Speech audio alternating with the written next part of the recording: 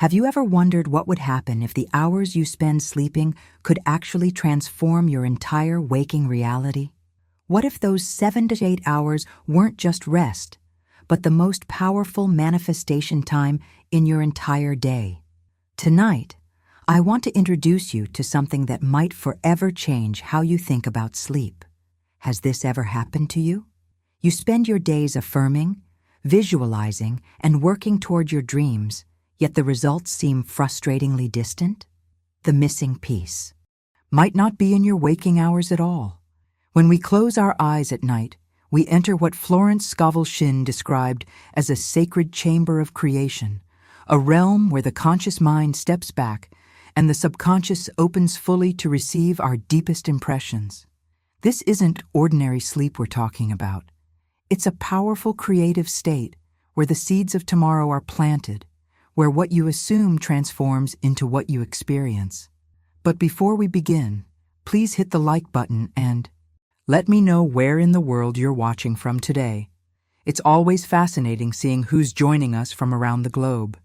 And if you haven't already, make sure to hit that subscribe button and turn on the notification bell so you don't miss any of our future videos. Most people approach sleep as merely physical restoration, a necessary break before returning to the same struggles tomorrow. But what if sleep is actually the bridge between your current reality and the life you've been longing to create? Stay with me until the end, because this ancient wisdom, now supported by modern understanding of the subconscious mind, could be the transformation you've been searching for. The difference is profound.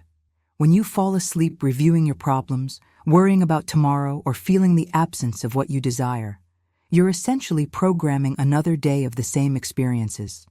But when you enter sleep as though your wishes are already fulfilled, feeling the gratitude, joy, and certainty of having received, you activate creation in its most powerful form.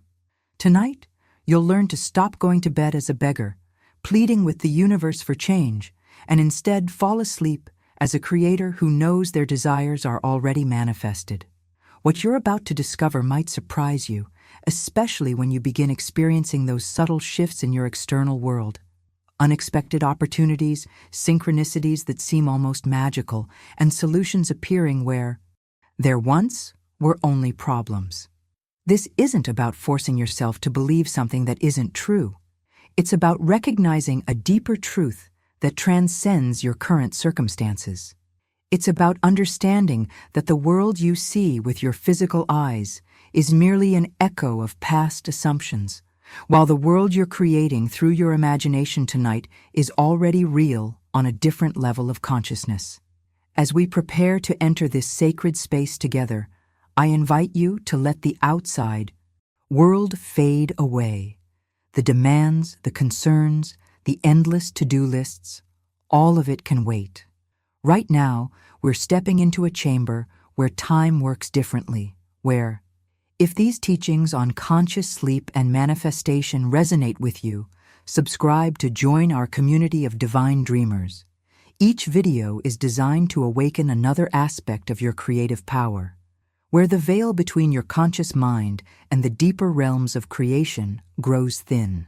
Think of this as the most important journey you'll ever undertake, not across oceans or continents, but inward, to the sanctuary that exists at the core of your being. As the outer world gradually fades, something remarkable begins to happen. Your awareness descends like a diver, moving deeper into still waters, passing through layers of thought and sensation until you reach what Florence Scovel Shinn called the inner sanctuary. This isn't a metaphorical place. It's a genuine shift in consciousness that occurs as external. Stimuli recede, and your attention turns inward. What makes this inner sanctuary so powerful is that within its sacred chambers, the burdens you've been carrying cannot follow. The roles you play, the relationships that define you, the responsibilities that weigh on your shoulders, all remain outside this threshold. This is why so many people report their most profound revelations coming just before sleep or upon waking. They've unknowingly accessed this inner realm where transformation happens, effortlessly, The hidden truth that few discover is that this sanctuary isn't merely a place of refuge. It's the control room of creation itself. While your physical body rests, something within you remains vibrantly aware, eternally conscious. The mystics throughout history have called this your true self, your divine essence, your I am consciousness. It's the part of you that observes your thoughts without being your thoughts, that exists beyond your stories and circumstances. This consciousness isn't dimmed by sleep, quite the opposite. As your analytical mind relaxes its grip, as the chatter of daily concerns grows quiet, this deeper awareness actually intensifies. It's like watching the stars appear as daylight fades. They were always there, simply outshined by the sun. Your eternal self, your I am, is always present, simply overshadowed by the noise of daily life. What's fascinating about this journey is how it completely reverses our normal approach to manifestation. Most of us have been taught that change happens through constant effort, through doing, striving, and forcing.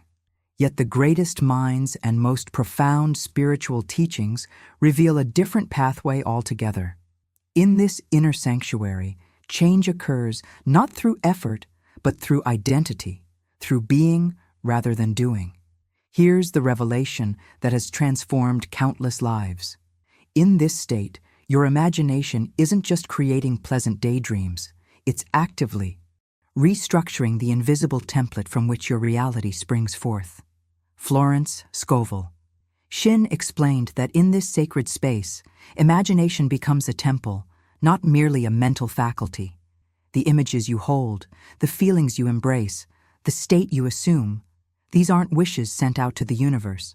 They're the direct language of creation itself. Your word literally becomes flesh, not metaphorically, not someday if you're worthy enough, but through an immutable law of consciousness that operates whether you believe in it or not. Just as gravity doesn't require your belief to function, this principle works silently behind the scenes of every human experience. The profound impact of this understanding lies in its utter simplicity. You don't need special tools or years of training to access this power. You simply need to recognize what's already happening each night as you drift toward sleep. That transition state, that liminal space between waking and dreaming, is your direct access to the creative forces of the universe. Think of it as the difference between pushing a boulder uphill or releasing it at the top to roll down naturally. Most approaches to creating change are boulder-pushing exercises, exhausting, full of strain and setbacks. But this inner journey allows you to set forces in motion that then unfold naturally, carrying you toward your desire without constant effort. The decisions you make in these moments, particularly about who you are, rather than what you want, ripple outward through your entire life experience. This isn't positive thinking or mere visualization. It's a fundamental shift in identity that automatically reorganizes your entire reality to match. Now, I want to go even deeper into what happens when you truly embrace this I am consciousness and how it differs completely from the typical manifestation techniques you may have tried before. The journey becomes increasingly fascinating as we explore how your subconscious mind responds to these moments of alignment.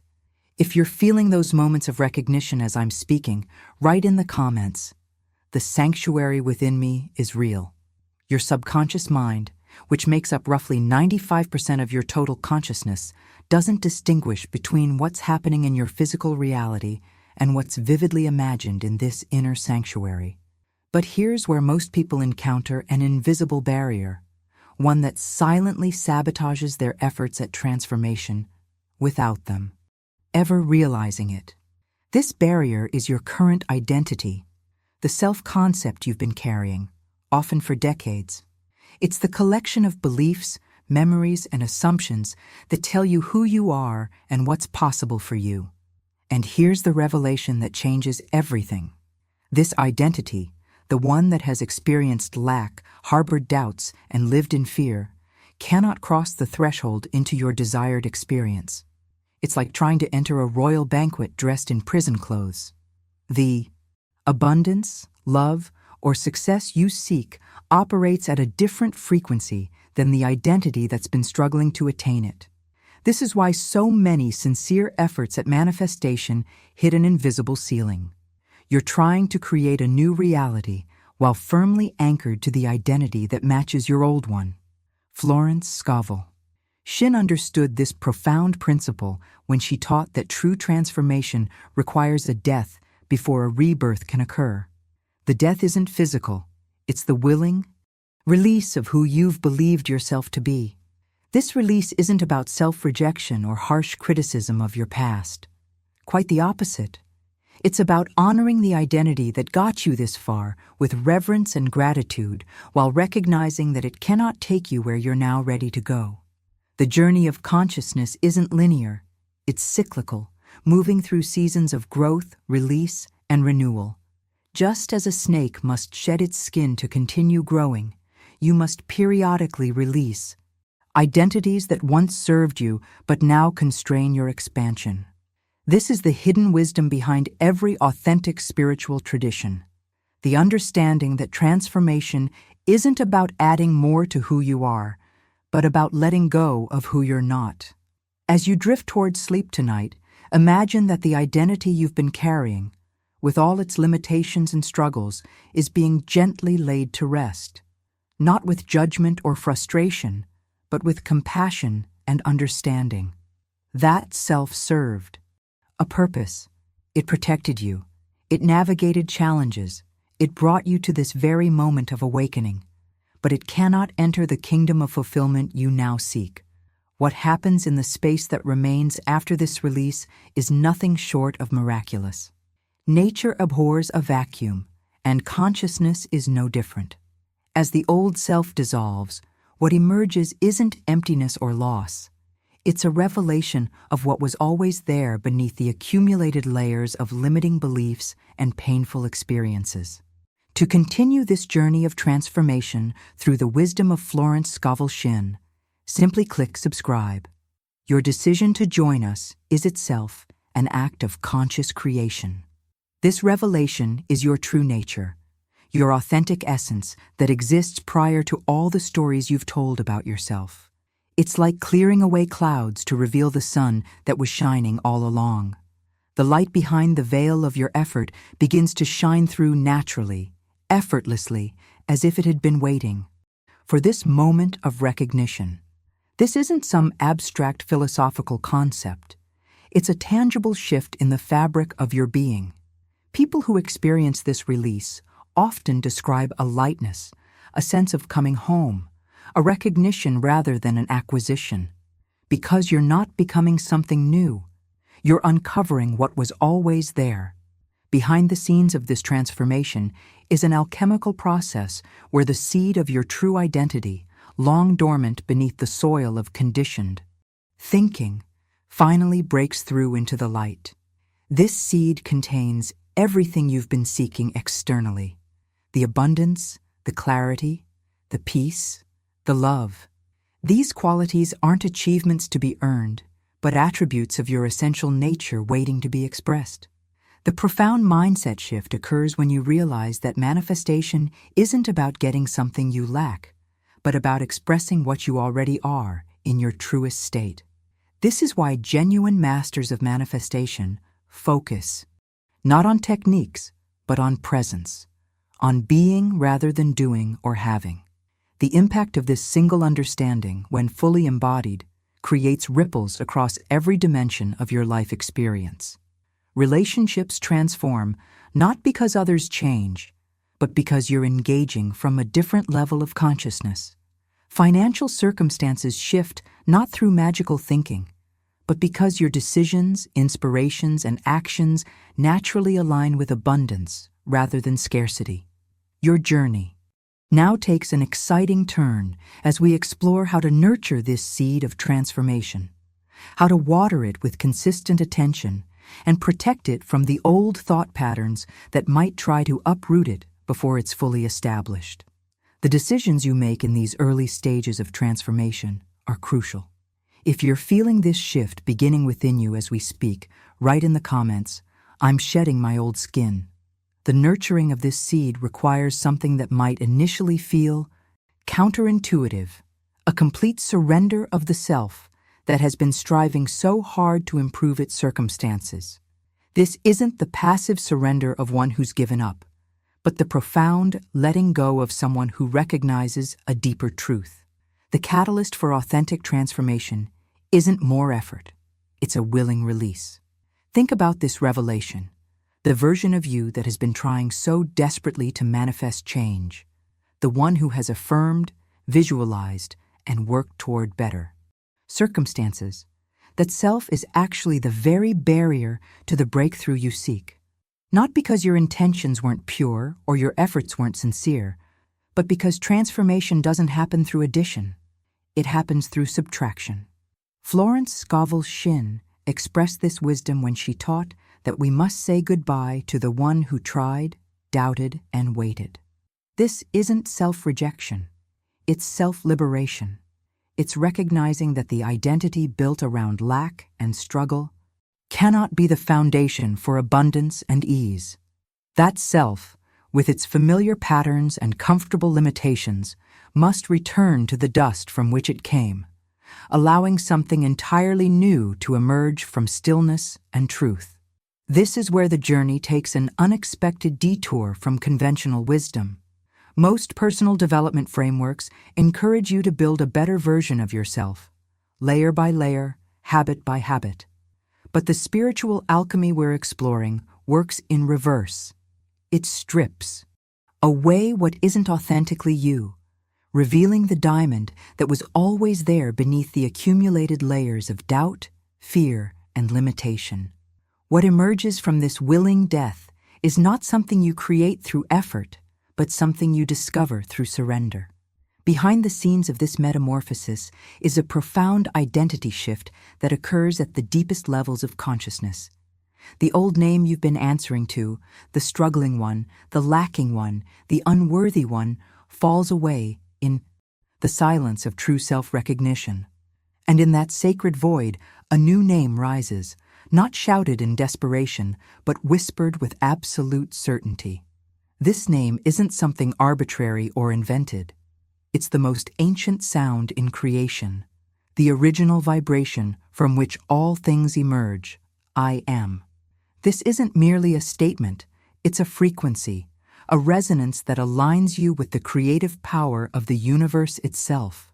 The hidden truth that masters throughout history have discovered is that this name is spoken not to the universe as a plea, but from the universe as a declaration. It's the voice of creation itself, speaking through you, claiming its rightful expression.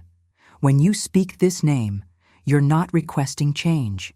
You're acknowledging what already is at the deepest level of reality.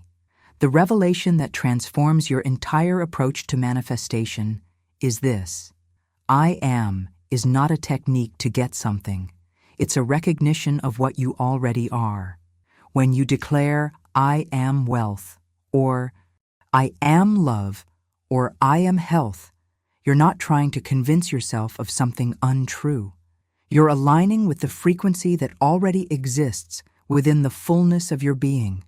What makes this different from typical affirmations is the quality of your speaking.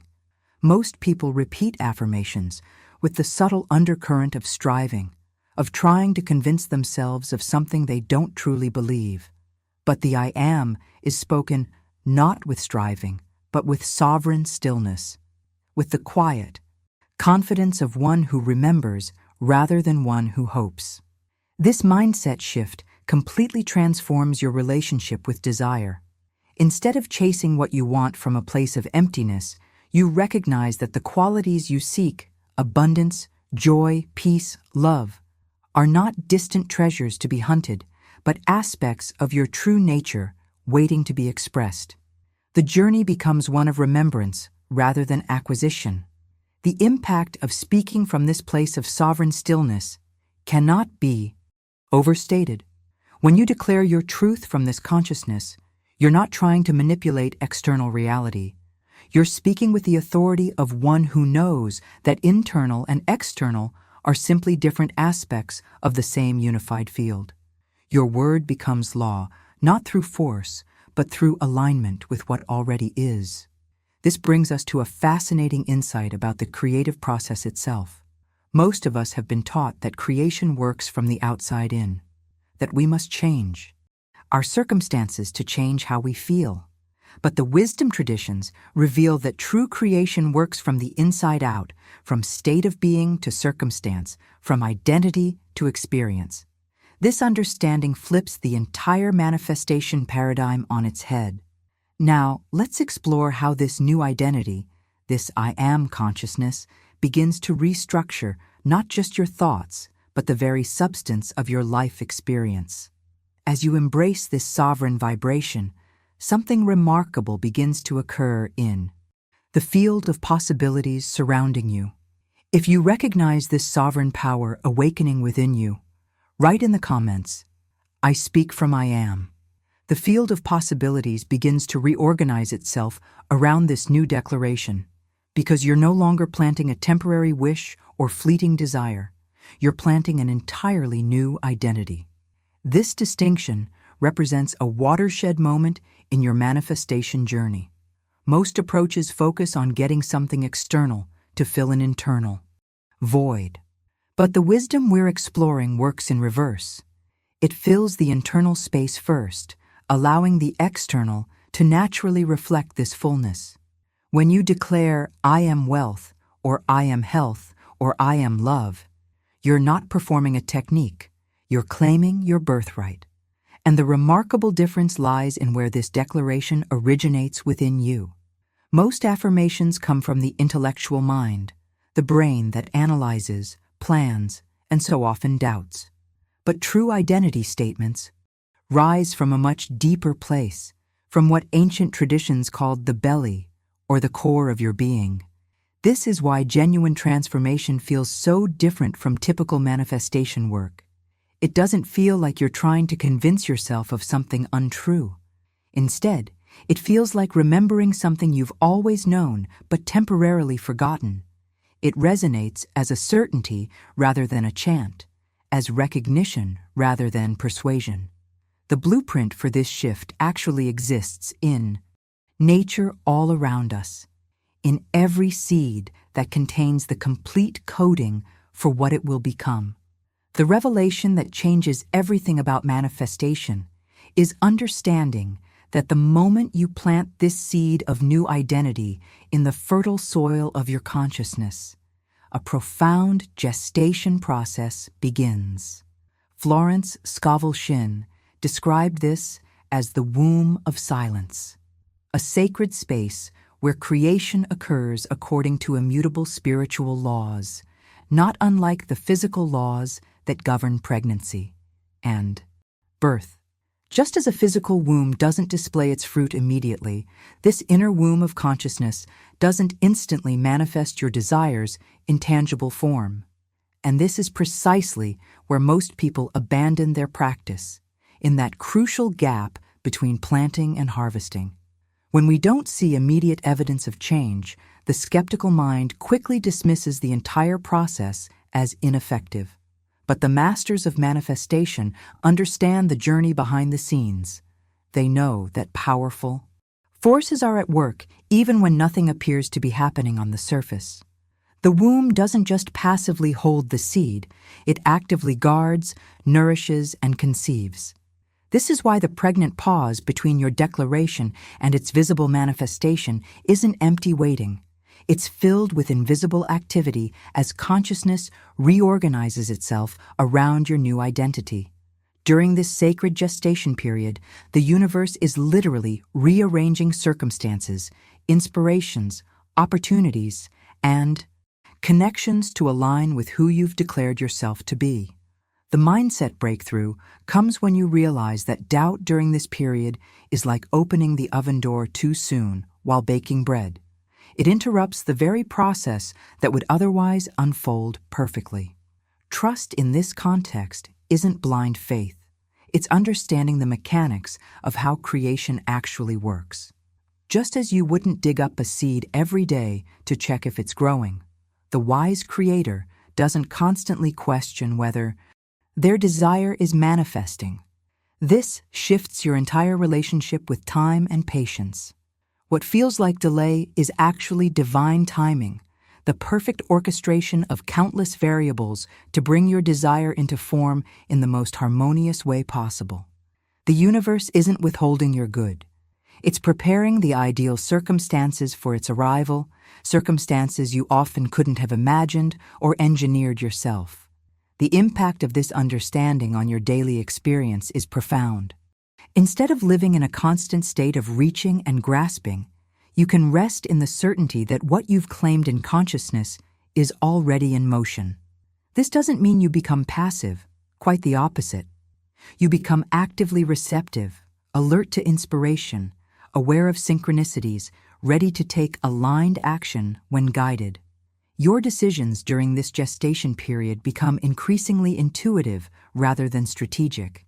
You're no longer trying to make things happen through forced effort. Instead, you're following the breadcrumbs of inspiration that naturally arise from your new identity. This is why genuine masters often appear to manifest with such ease. They're not pushing against reality. They're flowing with the current of creation that springs from their state of being. What's happening at the quantum level during this period is nothing short of miraculous. Your physical brain is literally rewiring itself to support your new identity. Neural pathways associated with your old patterns begin to atrophy while new connections form to support your emerging self-concept. This is the science behind what mystics have always known, that consciousness shapes reality from the inside out. Now let's explore what happens as this seed begins to germinate, as the first signs of your new identity start to appear not just in your inner awareness, but in the tangible circumstances of your life. There's a fascinating alchemy that occurs as inner certainty begins to crystallize into outer experience. If you're beginning to understand the power of this sacred gestation period, write in the comments, "I trust the womb of silence." As this new identity takes root within you, a profound shift occurs in your inner landscape. You begin to experience what Florence Scovel Shinn called the resurrection, a spiritual awakening where you no longer view yourself as the one who longs for something, but as the one who already possesses it. This resurrection isn't metaphorical. It's a tangible transformation in how you experience reality before any external circumstances have changed. Imagine walking through a familiar room in complete darkness, stumbling over furniture, feeling disoriented and unsure. Then suddenly, light floods in. Nothing in the room has physically moved, yet your entire experience transforms instantly. This is what happens in consciousness when resurrection occurs.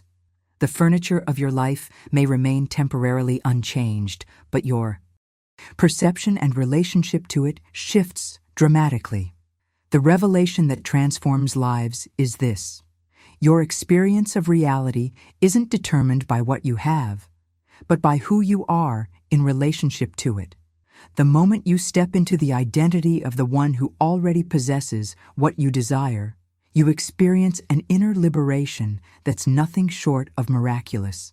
It's as if you've been carrying heavy garments of lack and limitation, and in one sacred moment, you let them fall away, standing free, in your true essence. If you felt that spark of recognition while watching, press the like button as a simple acknowledgement that this message found its way to exactly where it needed to be. This journey inward reveals the hidden truth that the grave of your old identity is now empty. Those familiar patterns of thinking, feeling, and perceiving that kept you locked in struggle have been transcended. Not through force or effort, but through the simple recognition that they were never truly you. They were temporary garments worn by the infinite consciousness that you truly are. What makes this resurrection so transformative is that it's not something you're trying to create through willpower. It's something you're allowing to emerge naturally as artificial limitations fall away. This is why authentic spiritual awakening feels more like remembering than learning. You're recognizing what was always true beneath the accumulated layers of conditioning. Behind the scenes of this, resurrection is a profound neurobiological process. Your brain and nervous system, which have been wired to support your old identity, begin to reorganize themselves around this new center of gravity. This isn't merely psychological. It's a genuine rewiring that influences everything from your stress hormones to your immune function to your perceptual filters. Now that this resurrection has begun, you're ready for perhaps the most powerful aspect of this entire process.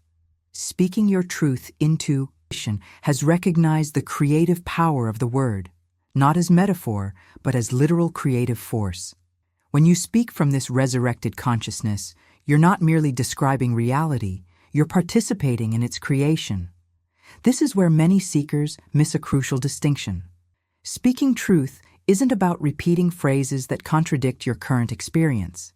It's about giving voice to the deeper reality that you've recognized in the silence of your being. You speak the I am followed by what you were once afraid to claim, not as positive thinking, but as authentic recognition of what is already true at the level of essence. The impact of words spoken from this consciousness is vastly different from typical affirmations. When you declare, I am abundance, or I am health from your resurrected identity, these words carry a resonance that literally restructures your energy field. This isn't mystical thinking. It's aligned with quantum understanding of reality as vibrational patterns rather than solid objects. What happens next is particularly fascinating. This resonance doesn't stay confined to your conscious mind. It begins to settle into your entire nervous system. Your breath changes. Your posture shifts. The space between your thoughts expands. This is integration happening in real time, the theoretical becoming experiential, the abstract becoming embodied. The mindset revolution occurs when you realize that you don't need to constantly repeat these truths to make them more true. Once spoken from authentic recognition, they begin working silently within you, restructuring your entire relationship with reality. One genuine declaration from the depths of being carries more creative power than 1,000 repetitions from the surface mind. This explains why some people seem to manifest with such remarkable ease. They're not using better techniques. They're speaking from a different level of consciousness altogether. Their words aren't attempts to change reality. They're declarations of what they've recognized as already true in the realm of potential, the quantum field from which all physical experience emerges. The decisions you make from this consciousness are qualitatively different. They're not calculated strategies to get what you want. They're natural expressions of who you now know yourself to be. This shift from striving to expressing represents the most profound transformation in the manifestation journey. You're no longer trying to get somewhere. You're living from the arrival point. Let's explore how this resurrected identity begins to express itself not just in your inner experience, but in your everyday actions, choices, and interactions with others. There's a fascinating alchemy that occurs as your external life begins to reorganize itself around your new center of gravity. If you've experienced moments of this resurrection consciousness, even briefly, write in the comments, I am the resurrected self. As your resurrected identity begins to take shape, you naturally enter what mystics throughout history have called the chamber of absorption, a profound state of consciousness where something remarkable occurs. In this sacred space, you no longer need to reach for your desire or strain toward the wish fulfilled. The very notion of chasing your dreams dissolves, replaced by something infinitely more powerful, becoming your dreams in absolute silence. This represents the quantum leap in your manifestation journey. Most approaches keep you perpetually in a state of wanting, of stretching towards something that remains stubbornly outside yourself. But in this chamber of absorption, that entire paradigm collapses. The distance between you and your desire vanishes, not because the desire has manifested physically yet, but because you've closed the gap in consciousness. The revelation that transforms everything is this: your breath itself becomes the bridge between imagination and incarnation. Each inhale draws the essence of your desire deeper into your being. Each exhale releases resistance to its expression. This isn't metaphorical. It's a literal energy exchange occurring at the quantum level, where consciousness interfaces with matter. What makes this chamber so potent is that you're no longer trying to convince yourself of anything. You're not repeating affirmations or visualizing outcomes. You've transcended those preliminary practices. Now, you simply rest in the absolute certainty that what you've claimed in consciousness is already yours in essence. This state of being isn't something you do. It's something you allow. The journey behind the scenes is fascinating. Your nervous system, which has been programmed to maintain your old identity, begins to reorganize itself around this new frequency. Your body literally recalibrates to hold this higher vibration, not through effort, but through surrender to what is already true at the deepest level. Florence Scovel Shinn understood this profound principle when she taught one of the most powerful manifestation techniques ever revealed: going to sleep as though your wish were already fulfilled. This isn't casual advice. It's a precise spiritual technology that leverages the unique threshold between waking and sleeping to impress your desire upon the subconscious mind. The hidden truth that makes this approach so effective is that sleep represents a daily journey through the veil between worlds. As conscious activity subsides, you enter a liminal space where the boundary between subjective and objective reality grows thin. In this twilight state, the critical faculty that normally filters your conscious impressions relaxes, allowing direct access to the subconscious, the creative center that shapes your experience. Going to sleep in the state of your wish fulfilled means you're not thinking about it as a future possibility. You're not imagining it as a maybe. You're resting in the absolute certainty that it is already done. This isn't pretense or self-deception. It's aligning with a deeper level of reality where time operates differently, where future possibilities already exist in potential form. The impact of this practice on your manifestation journey cannot be overstated. When you consistently enter sleep from this consciousness, you're programming the most powerful hours of your day, those 7 to 8 hours, when your subconscious mind works unimpeded by conscious doubt or resistance. While your body rests, your inner creator is busy rearranging the quantum field according to your assumed state. This explains why many people report waking up to synchronicities, inspired ideas, or unexpected opportunities after practicing this technique. The subconscious mind, having received clear instructions through your assumed state, begins orchestrating circumstances to bring your desire into physical form. It works with a wisdom and precision that your conscious mind could never engineer. The mindset transformation occurs when you realize that you don't need to micromanage this process. You don't need to figure out how your desire will manifest. Your only responsibility is to maintain the state of already having, particularly as you drift into sleep. This shift from controlling to allowing represents true mastery of manifestation. What happens during sleep is nothing short of miraculous.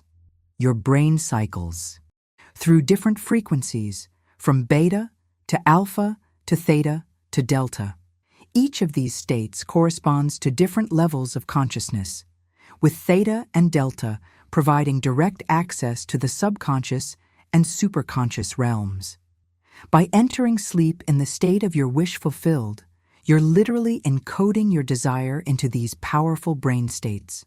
The decisions you make before sleep take on new significance when you understand this process.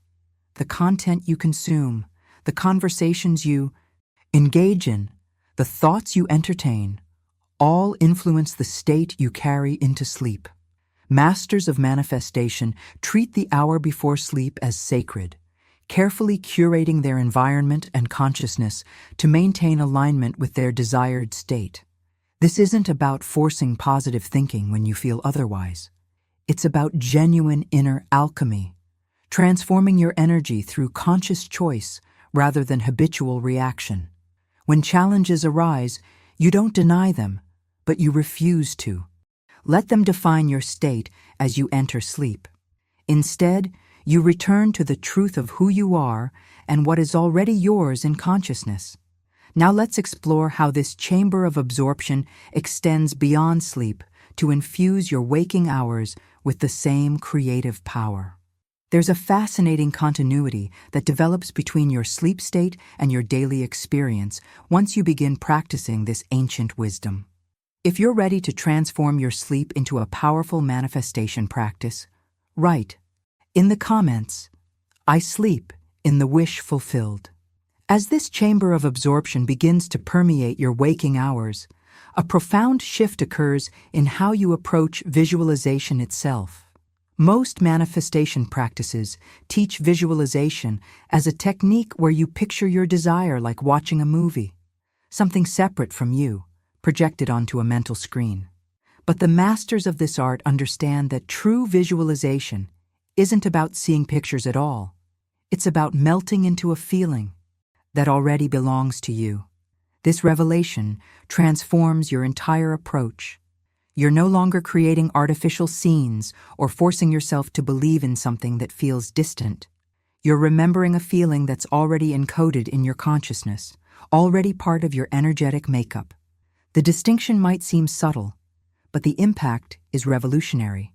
When you visualize from memory rather than imagination, you bypass the resistance that naturally arises when you're trying to convince yourself of something that doesn't feel authentic. Think about the difference between imagining a home you've never visited versus remembering the feeling of your own home. One requires effort, construction, and maintenance. The other arises effortlessly, wrapped in the warmth of familiarity and belonging. This is the quality Florence Scovel Shinn was pointing to, not straining to picture something, but dwelling in it as naturally as you dwell in your own home. The breakthrough insight is that every desire you hold already exists as a potential in your consciousness. You're not creating it from nothing. You're activating a dormant frequency that's been waiting for your recognition.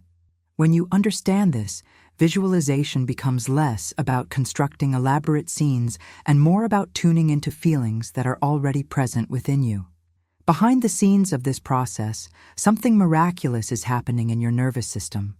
Your brain doesn't distinguish between a vividly imagined experience and a physical one.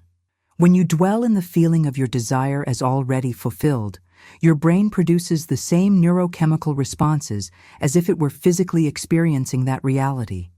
This isn't metaphysical speculation.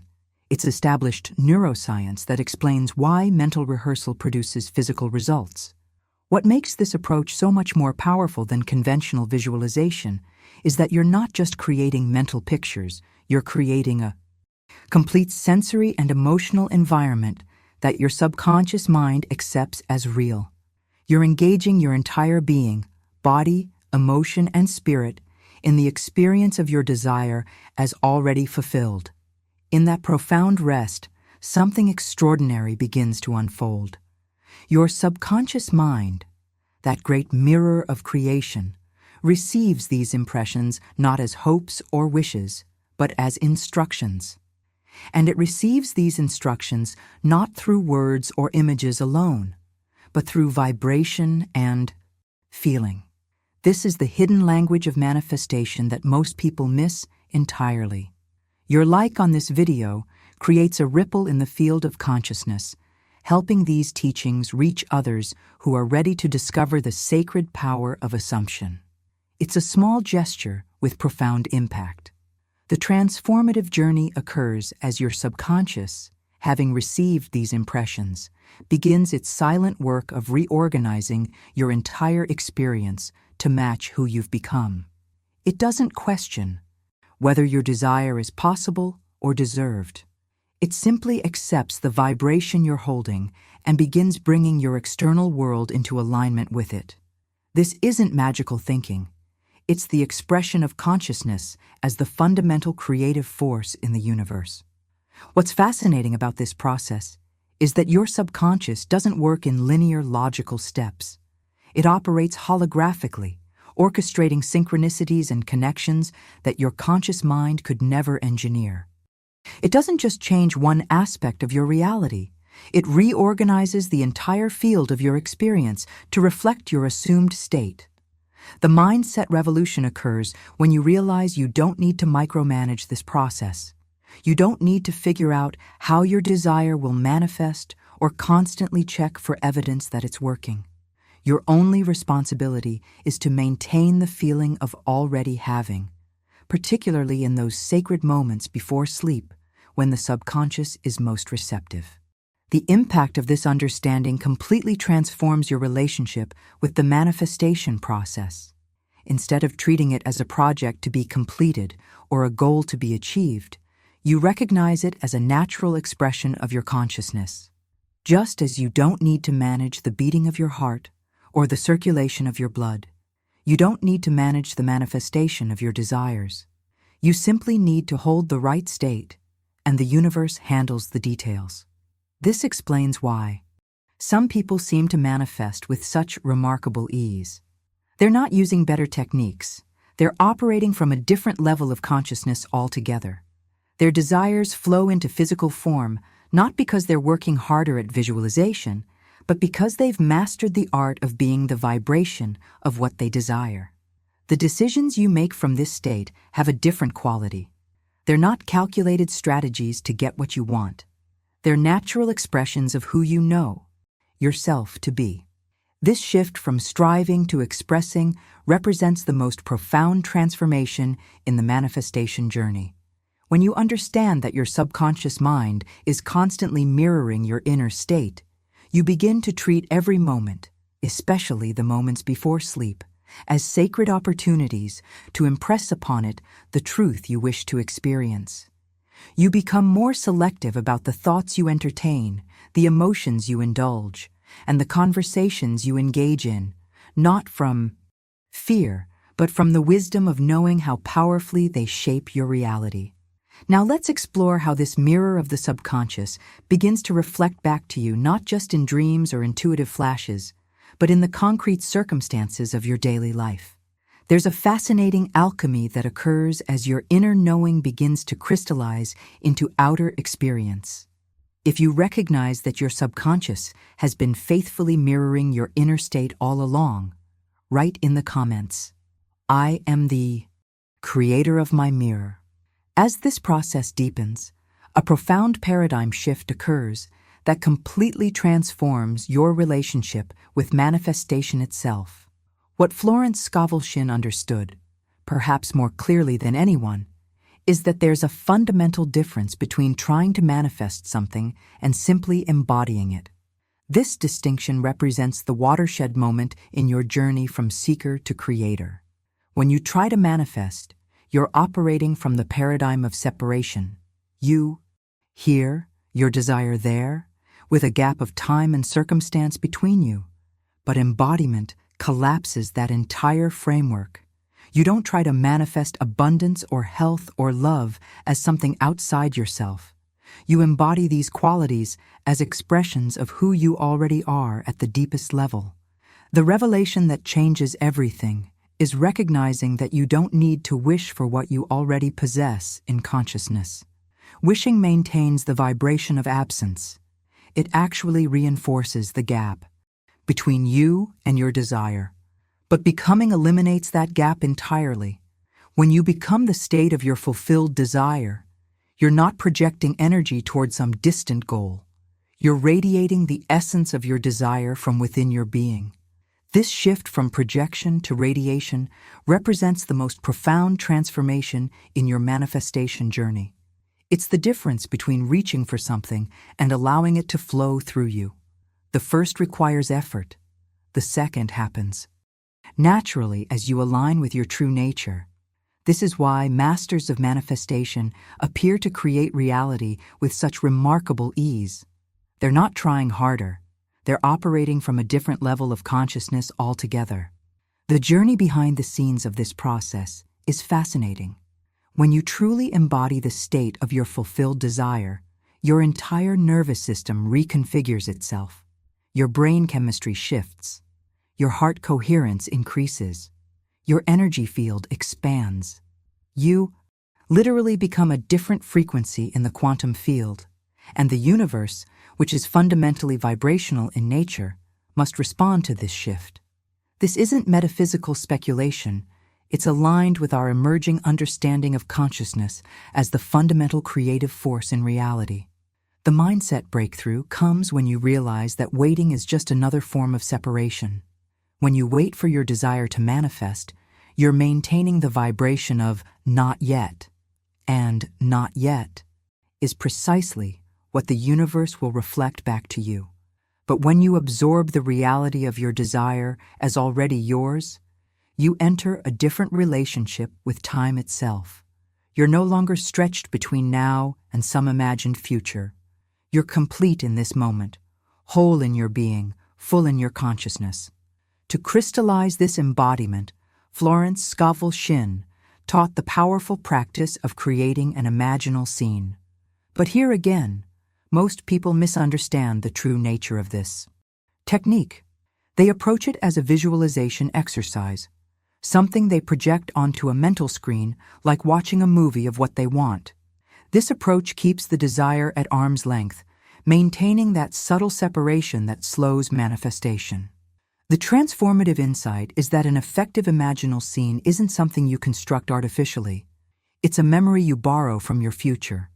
This isn't just semantic wordplay. It represents a completely different relationship with your desire. When you remember something, you're not creating it. You're accessing an experience that already belongs to you.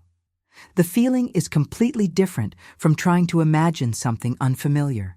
What makes this approach so powerful is that it engages your entire being, not just your visual faculty. A true imaginal scene is vivid in its emotional reality. You feel it in your body, experience it in your heart, know it in your bones. It's not just seeing yourself in that new home or relationship or state of health. It's feeling the complete sensory and emotional experience as if you're actually there. This is why masters of this practice often advise creating scenes that imply your desire has been fulfilled rather than directly showing it. Instead of visualizing a bank statement with a specific amount, you might remember the feeling of complete financial freedom as you casually decide to buy something without checking the price. Instead of picturing perfect health, you might recall the sensation of boundless energy as you effortlessly climb stairs that once left you winded. The impact of this approach is that it bypasses the analytical mind that might argue with direct representations of your desire. Your subconscious doesn't resist implied fulfillment the way it might resist direct claims that contradict your current experience. And since the subconscious speaks the language of feeling and symbol rather than logic, these implied scenes often work more effectively than literal ones. The decisions you make in constructing your imaginal scene reveal much about your relationship with manifestation itself. Are you creating scenes that feel like stretches, like fantasies that require effort to maintain? Or are you accessing memories that feel natural, familiar, as if you're simply recalling something that already belongs to you? The quality of your scene directly influences how readily your subconscious accepts it as real. Now, I want to go even deeper into what happens when your imaginal scene begins to take on a life of its own, when it starts appearing in your dreams, influencing your intuition, and gradually reshaping your physical experience. There's a fascinating process that unfolds as these borrowed memories begin to crystallize in your actual timeline. If you've experienced the power of borrowing memories from your future rather than just visualizing, write in the comments, "My future memories are real." As these borrowed memories begin to crystallize, you discover perhaps the most transformative aspect of this entire process. The feeling is what makes it real. Most manifestation approaches focus almost exclusively on mental imagery, creating detailed pictures in your mind. But Florence Scovel Shinn understood that the image alone is merely the container. The feeling is the actual substance of creation. This revelation completely transforms your approach. Instead of straining to see clearer mental pictures, you allow yourself to feel the emotional reality of your desire as already fulfilled. And remarkably, this feeling doesn't happen only in your imagination, it happens in your physical body. Your nervous system doesn't distinguish between a vividly imagined experience and a physical one. When you fully embrace the feeling of your desire as already yours, your body responds accordingly. The breakthrough insight is noticing what happens physiologically when you truly connect with this feeling. Your breath naturally slows and deepens. Your heart rate stabilizes in a coherent rhythm. Your muscles relax. Stress hormones decrease while beneficial neurochemicals increase. This isn't metaphysical speculation. It's measurable biology that explains why embodied imagination produces tangible results. Behind the scenes of this process is a fascinating reorganization of your entire nervous system. When you anchor into the emotional truth that your desire has already happened, you're not merely thinking about it. You're recalibrating your entire body to match that reality. This embodied knowing carries exponentially more creative power than intellectual visualization alone. What makes this approach so transformative is that it bypasses the analytical mind that might argue with direct visualization. Your logical brain can debate whether you'll ever own that home, or heal that condition, or find that relationship. But it cannot argue with a feeling that's already present in your body. The feeling itself becomes the evidence, the proof that transcends intellectual doubt. The mindset revolution happens when you realize that your body doesn't know the difference between a memory of something that happened yesterday and a memory borrowed from your future. Both register as experiential truth in your nervous system. This is why embodied imagination isn't fantasy or escapism. It's actually engaging with a different level of reality that exists beyond linear time. The impact of this understanding completely transforms your manifestation practice. Instead of forcing yourself to believe in something that feels distant, you simply drop into the feeling that already exists within you. This isn't about convincing yourself of anything.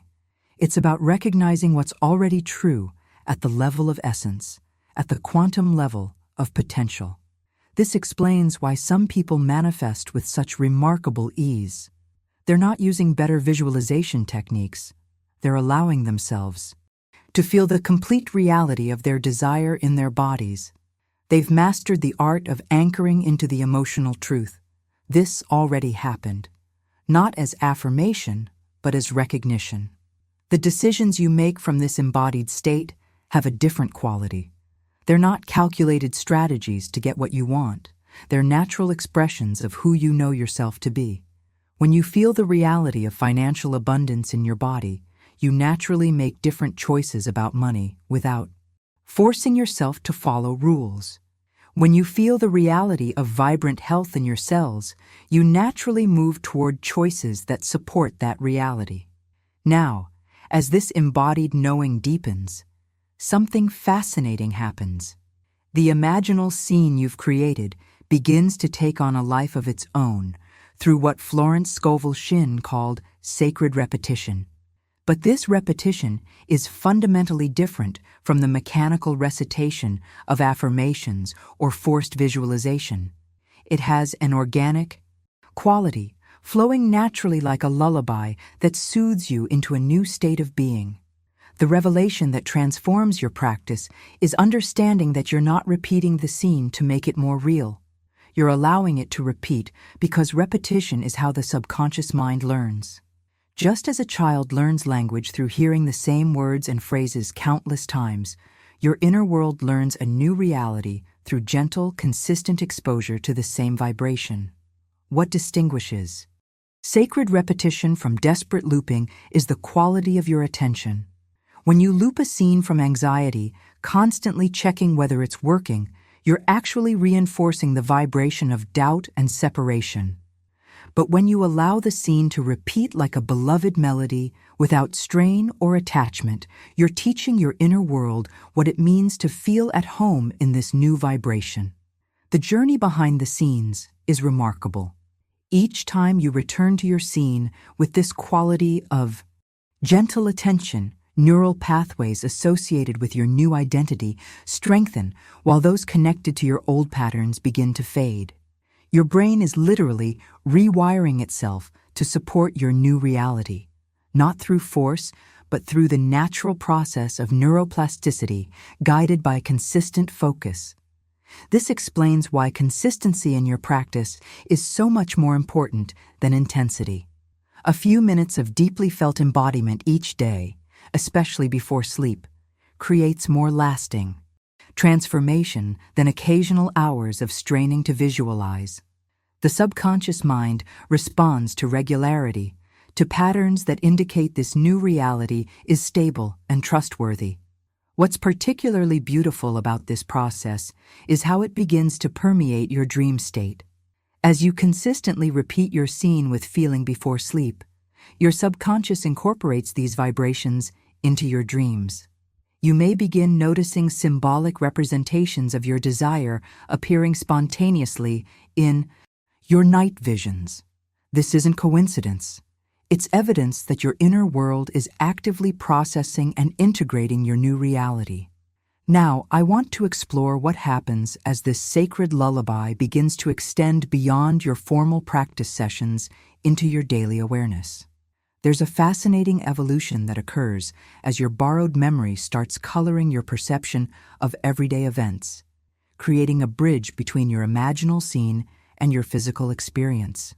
If you've noticed how feeling your desire in your body changes everything about manifestation, write in the comments, "I feel it real." As your practice deepens, you encounter a subtle but powerful revelation that completely transforms your approach to manifestation. When you work with your imaginal scene, you may notice that sometimes the visual elements begin to fade or blur. Most people, when this happens, immediately try to force the images back into focus, believing the visualization isn't working unless they can maintain crystal clear pictures. But Florence Scovel Shinn understood a profound truth. It is not the image that creates, it is the feeling. This insight represents the watershed moment in your manifestation journey. When the visual aspects of your scene naturally begin to dissolve, don't chase them. Don't strain to recapture specific details or perfect pictures. Simply let the feeling remain. This feeling, this emotional resonance of your desire as already fulfilled, is the actual substance of creation. The images are merely carriers, temporary vehicles designed to transport you to this feeling state. The hidden truth that masters have always known is that consciousness creates through feeling, not through mental pictures. Your subconscious mind, which is the creative agent, doesn't respond primarily to visual information. It responds to the emotional vibration you're emanating. When you understand this, your entire approach shifts. Instead of working harder to visualize better, you simply surrender into the feeling that naturally arises when you connect with the essence of your desire. This feeling becomes your new address of being, the vibrational home from which you operate. Just as your physical address determines what mail arrives at your door, your emotional address determines what experiences arrive in your life. When you consistently dwell in the feeling of your desire as already fulfilled, you're literally programming the universe to deliver circumstances that match that frequency. Behind the scenes of this process is a fascinating restructuring of your entire energy field. Your thoughts, beliefs, and expectations all recalibrate around this new emotional center of gravity. You begin to notice synchronicities appearing in your life, Not because you're forcing them into existence, but because you've aligned yourself with the frequency where they naturally occur. This isn't magical thinking. It's the natural unfolding of consciousness expressing itself through form. The mindset breakthrough occurs when you realize you don't need to maintain perfect visualization to manifest effectively. This releases you from the strain and frustration that often accompanies traditional manifestation practices. You simply drop into the feeling whenever you think of your desire, allowing that feeling to infuse your being without effort or struggle.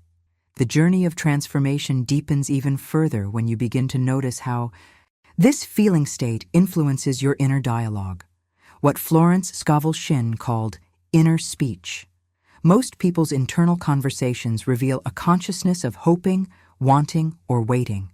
They say things like, "I hope this works," or "I want this so badly," or "When will this finally happen?" But this inner speech actually reinforces the vibration of absence, perpetuating the very lack they're trying to overcome.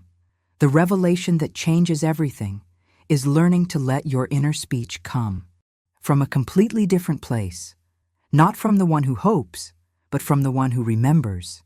This represents a quantum leap in consciousness. Instead of talking about your desire as something you want to happen in the future, you speak of it as something that has already occurred, something you're fondly recalling from your experience. The impact of this shift cannot be overstated. When you ask yourself, "Wasn't it wonderful when my health returned?"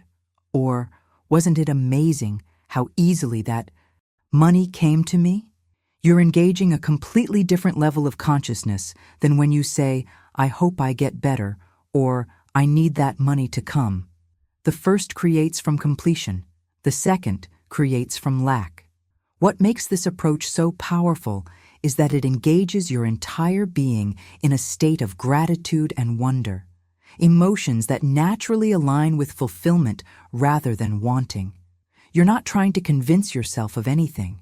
You're simply speaking as if you're recalling a precious moment from long ago, activating the genuine feeling of remembrance rather than the strain of hoping. This form of inner speech does something remarkable to your nervous system. It shifts you out of the stress response associated with wanting and into the relaxation response associated with having. Your body literally begins to reorganize its biological processes to support this new state. Stress hormones decrease, immune function improves, and your entire physiology begins to operate in a more coherent, harmonious pattern. The decisions you make from this state of remembrance have a completely different quality than those made from a state of wanting. When you're speaking from remembrance, you naturally move toward choices that align with your fulfilled desire without forcing or straining. Your actions become expressions of who you already are, rather than attempts to become something you're not. This explains why some people seem to manifest with such remarkable ease while others struggle despite using the same techniques. The difference isn't in the methods themselves, but in the consciousness from which those methods are applied. Those who create reality effortlessly have mastered the art of speaking from remembrance rather than hope. Your journey now takes on a fascinating dimension as you begin to notice how this inner speech permeates not just your formal practice sessions, but your everyday thinking. Throughout your day, your mind naturally engages in constant commentary about your experiences. When you consciously shift this commentary to speak from remembrance of your fulfilled desire, you're essentially retraining your entire consciousness to operate from a new baseline. Now, I want to explore how these two elements, the persistent feeling state and transformed inner speech, begin to work together to create a coherent field of consciousness that becomes increasingly magnetic to your desired experiences. There's a remarkable alchemy that occurs when your emotional state and verbal expression align completely with your assumed identity. If you've noticed how powerful your inner conversations are in creating your reality, write in the comments, "My inner speech creates my world." When your feeling state and inner speech align perfectly, you experience what Florence Scovel Shinn called the holy reversal. perhaps the most profound transformation in the entire manifestation journey. This reversal represents a complete inversion of conventional manifestation practices. Most approaches have you constantly focusing on what you want, affirming what you desire, visualizing what you hope to attain, all of which subtly reinforce the vibration of not yet having. But the holy reversal flips this paradigm entirely. You no longer speak about what you want. You speak as if you already have it. You no longer question, will it happen? But instead declare, it already has. This isn't pretending or fake it till you make it. It's aligning with a deeper level of reality where time operates differently, where your desire already exists in its completed state, waiting only for your recognition. The revelation that transforms lives is understanding that this reversal isn't a technique. It's a complete shift in consciousness. It's stepping outside the linear progression of time, where effects follow causes in predictable sequences, and entering a unified field where your assumed state immediately begins restructuring the quantum possibilities around you. This isn't magical thinking. It's aligned with emerging understandings of consciousness as the fundamental creative force in reality. What makes this holy reversal so powerful is that it changes your entire relationship with manifestation. You're no longer trying to make something happen through effort or force. You're simply recognizing what already is at the level of potential, allowing it to express through you, rather than struggling to create it from scratch. This shift from striving to allowing represents the most profound transformation in the manifestation journey. Behind the scenes of this process is a fascinating restructuring of your entire nervous system. When you consistently speak and feel from the state of already having, your body begins to produce the neurochemicals associated with fulfillment rather than wanting. Your stress hormones decrease, your immune function improves, your heart rhythms become more coherent. You're literally creating the biology of fulfillment before any external circumstances have changed. The mindset revolution occurs when you realize this isn't about convincing yourself of something untrue. It's about aligning with a deeper truth that transcends your current circumstances. Just as quantum physics has revealed that particles exist in multiple states simultaneously until observed, your desired reality already exists as potential until your consciousness collapses that potential into your experience through your assumed state. The impact of operating from this reversed perspective completely transforms your manifestation journey. Instead of the frustration and strain of constantly reaching for what isn't here yet, you experience the peace and ease of resting in what already is in consciousness. This explains why some people seem to create reality with such remarkable grace. They're not working harder at manifestation. They're operating from a completely different relationship with reality itself. As this holy reversal becomes your natural way of being, something extraordinary begins to occur, what Florence Scovel Shinn described as the sacred marriage. This isn't metaphorical language. It's a precise description of a profound union taking place within your consciousness. Your conscious mind, with its clear intentions and focused desires, merges with your subconscious mind, with its limitless creative power and direct connection to universal forces.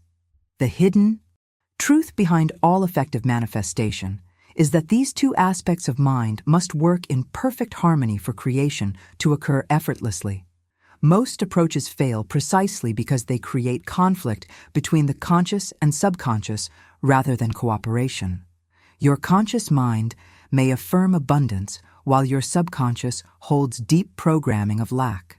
Your conscious mind may visualize perfect health while your subconscious carries cellular memories of illness. But when you consistently practice the holy reversal, speaking, feeling, and acting from the state of your desire as already fulfilled, you begin to create coherence between these two aspects of consciousness. Florence Scovel Shinn described this using the ancient symbolism of masculine and feminine energies. Your conscious intention represents the masculine spark of creation, the directed, focused aspect that clearly defines what is desired. Your subconscious represents the feminine receptivity, the vast, creative womb that receives the seed of intention and nurtures it into form. What makes this sacred marriage so transformative is that it resolves the inner conflict that sabotages most manifestation efforts. When your conscious and subconscious align completely around your desire, you no longer experience that frustrating push-pull where part of you moves toward your goal while another part subtly resists it. You become an integrated field of consciousness moving in a single direction. The journey behind the scenes of this union is remarkable. As your conscious and subconscious mind harmonize around your assumed state, your entire being becomes coherent at every level: mental, emotional, physical, and spiritual. This coherence creates a powerful resonance that naturally attracts circumstances, opportunities, and relationships that match your vibration. You become magnetic to your desires, not through effort, but through alignment. This sacred marriage explains why sleep is so crucial to effective manifestation. As you drift towards sleep, the barrier between conscious and subconscious naturally thins, creating the perfect opportunity for impression. The state you hold as you fall asleep, particularly the feeling state and inner conversation, directly imprints upon your subconscious without the usual resistance of the analytical mind. This is why masters throughout history have emphasized the moments before sleep as the most potent for creation. Now, I want to explore how this sacred union begins to express itself in your waking experience. How you might notice subtle shifts in your perception, intuition, and external circumstances as this marriage bears fruit in your manifest reality.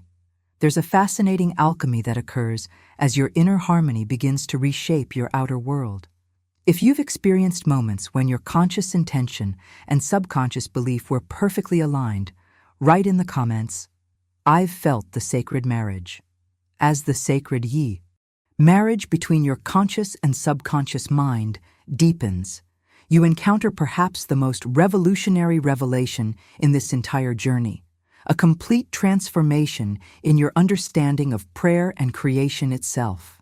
What Florence Scovel Shinn discovered, and what mystics throughout history have quietly taught, is that you are not praying to a God outside of you, but performing the divine act within your own consciousness. This insight completely revolutionizes your relationship with manifestation. Most approaches have you beseeching a higher power, pleading for intervention, or attempting to align with external forces. But the hidden truth that changes everything is recognizing that the creative power of the universe isn't separate from you. It's expressing as you. Your consciousness isn't just a receiver of reality. It's the very medium through which reality takes form. The profound spiritual insight is that the moment you assume the state of your wish fulfilled, truly feeling it as present and real, creation has already begun at the causal level. There's no gap between your assumption and divine action. They're not sequential events, but different aspects of the same unified process. The feeling is the prayer, and the prayer is already answered in the moment it's sincerely felt. Behind the scenes of this process is a fascinating quantum reality. At the subatomic level, particles exist in states of probability until observed, what physicists call the collapse of the wave function. Your consciousness, particularly your assumed state, is literally collapsing potential into form. This isn't metaphysical speculation. It's aligned with our emerging scientific understanding of consciousness as a fundamental force in reality. The mindset breakthrough comes when you realize this isn't about using better techniques to influence reality.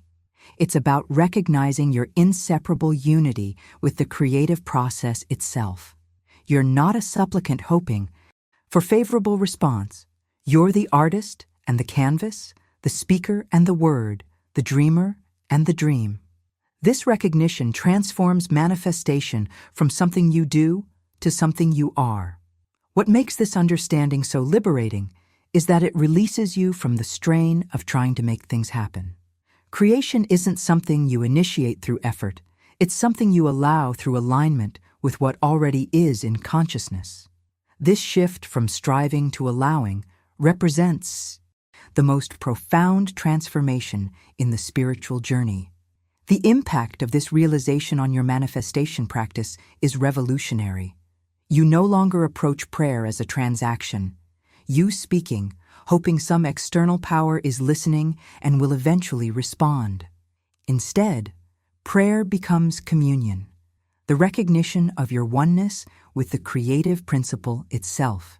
The very feeling of your wish fulfilled is God in action, the divine process expressing through your specific consciousness.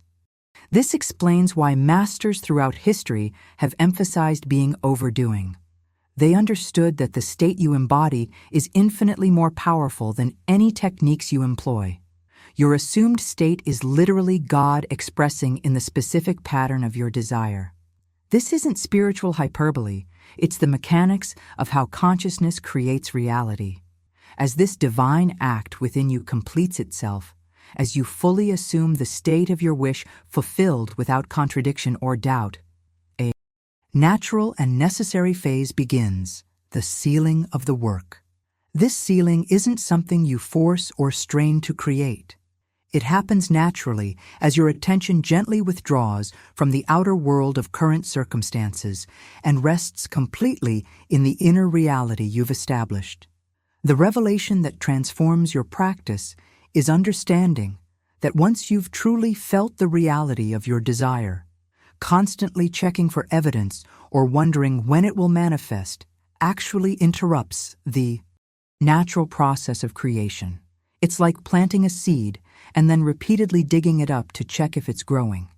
The very act of checking reveals subtle doubt that interrupts the manifestation.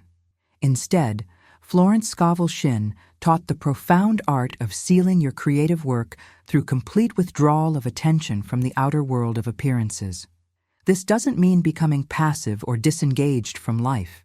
It means maintaining such unwavering faith in the inner reality you've established that external circumstances no longer have the power to disturb your assumed state. The journey behind the scenes during this sealing process is remarkable. As your attention rests in the fulfilled state, the feeling of your wish fulfilled is naturally wrapped like a seed in fertile soil. It's protected from the harsh elements of doubt, impatience, or contradiction that might otherwise prevent its growth. This protective sealing creates the perfect environment for your desire to germinate and emerge in physical form. What makes this approach so powerful is that it aligns with how creation naturally works in every domain.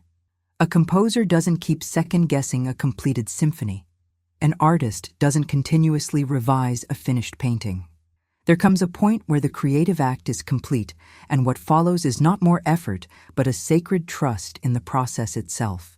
The decisions you make during this sealing period reveal much about your relationship with creation. Are you constantly checking for evidence, recalibrating your practice based on external feedback, allowing circumstances to determine your state? Or are you resting in the absolute certainty of what you've established in consciousness, knowing that the outer must eventually conform to the inner? Now, I want to explore how this divine act within and its proper sealing begin to reshape not just your approach to manifestation, but your entire understanding of who you are in relation to the creative process. There's a profound identity shift that occurs when you fully embrace your role not as a petitioner, but as a creative center through which the infinite expresses. If you recognize that the creative power has always been within you rather than outside you, write in the comments, "The divine act is within me." This identity shift leads to what may be the most beautiful aspect of the entire manifestation process, what Florence Scovel Shinn called the golden seal.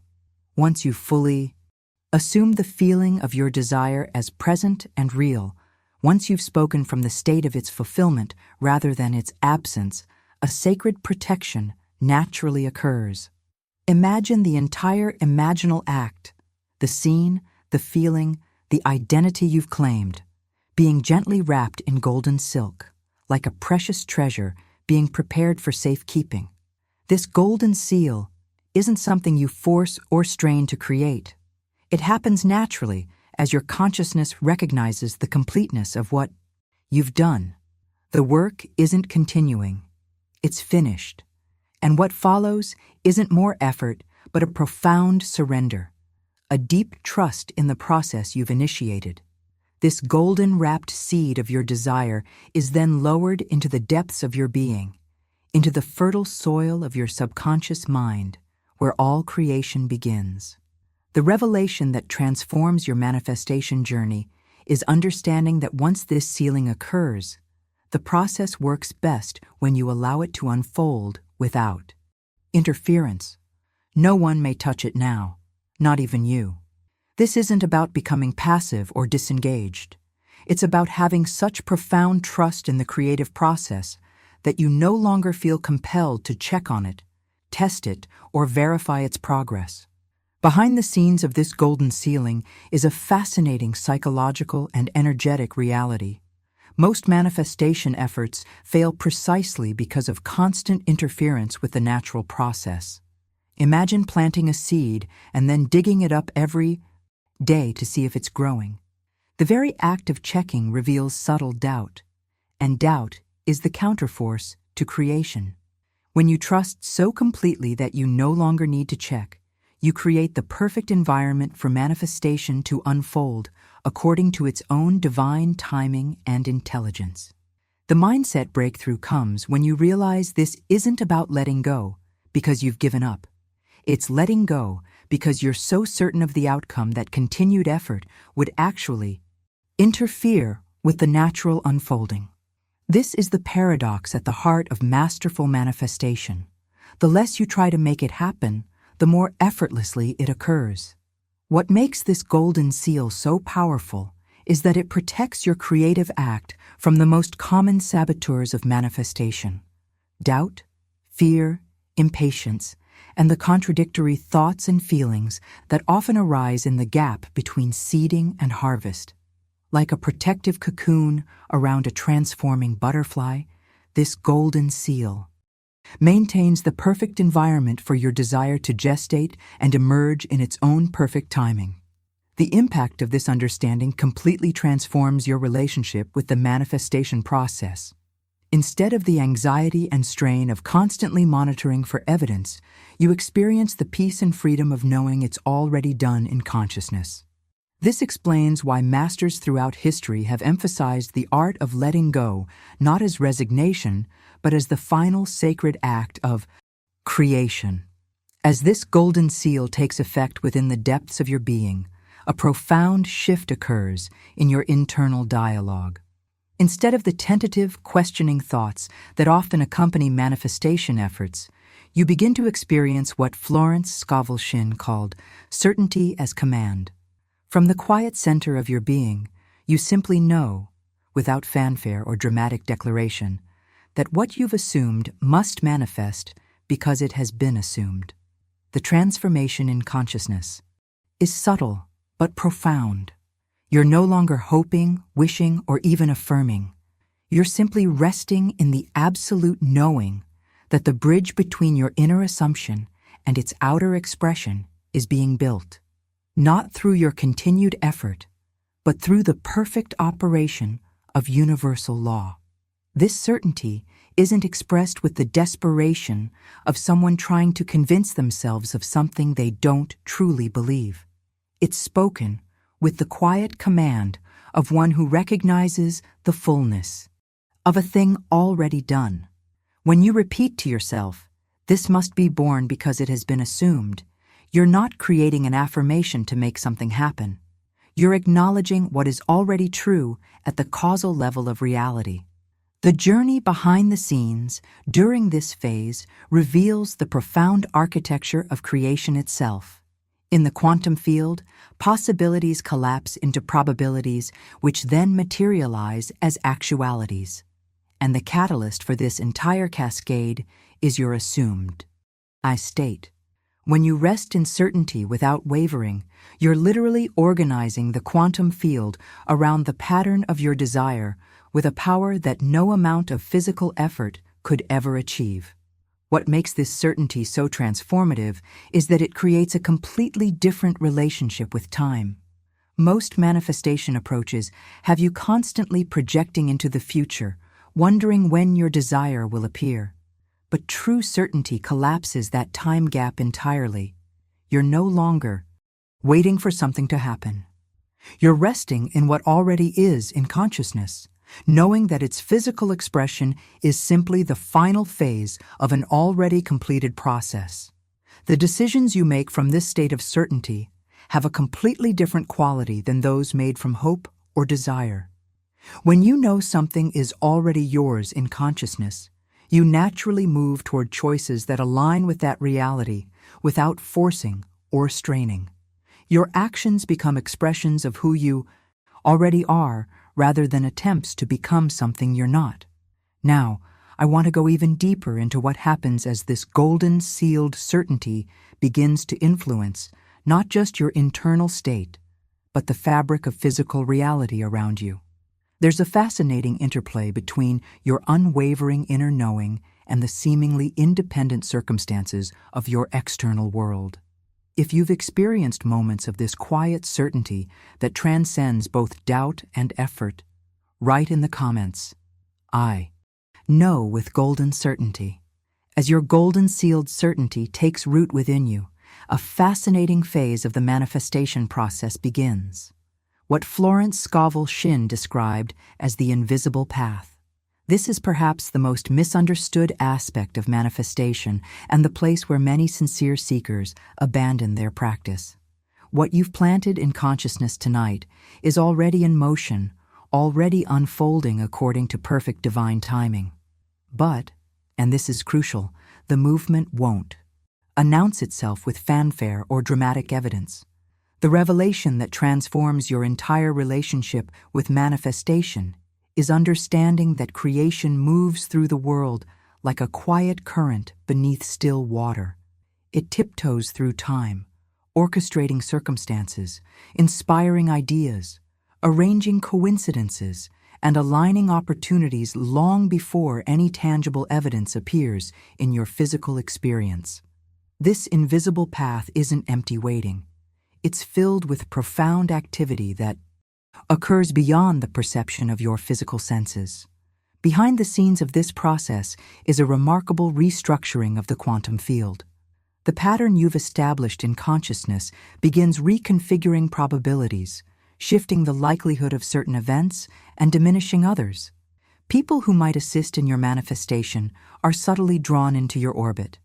Resources that will play a role begin moving toward you. Insights that will prove crucial start bubbling up from your subconscious. All of this happens silently, invisibly, while the surface of your life may appear unchanged.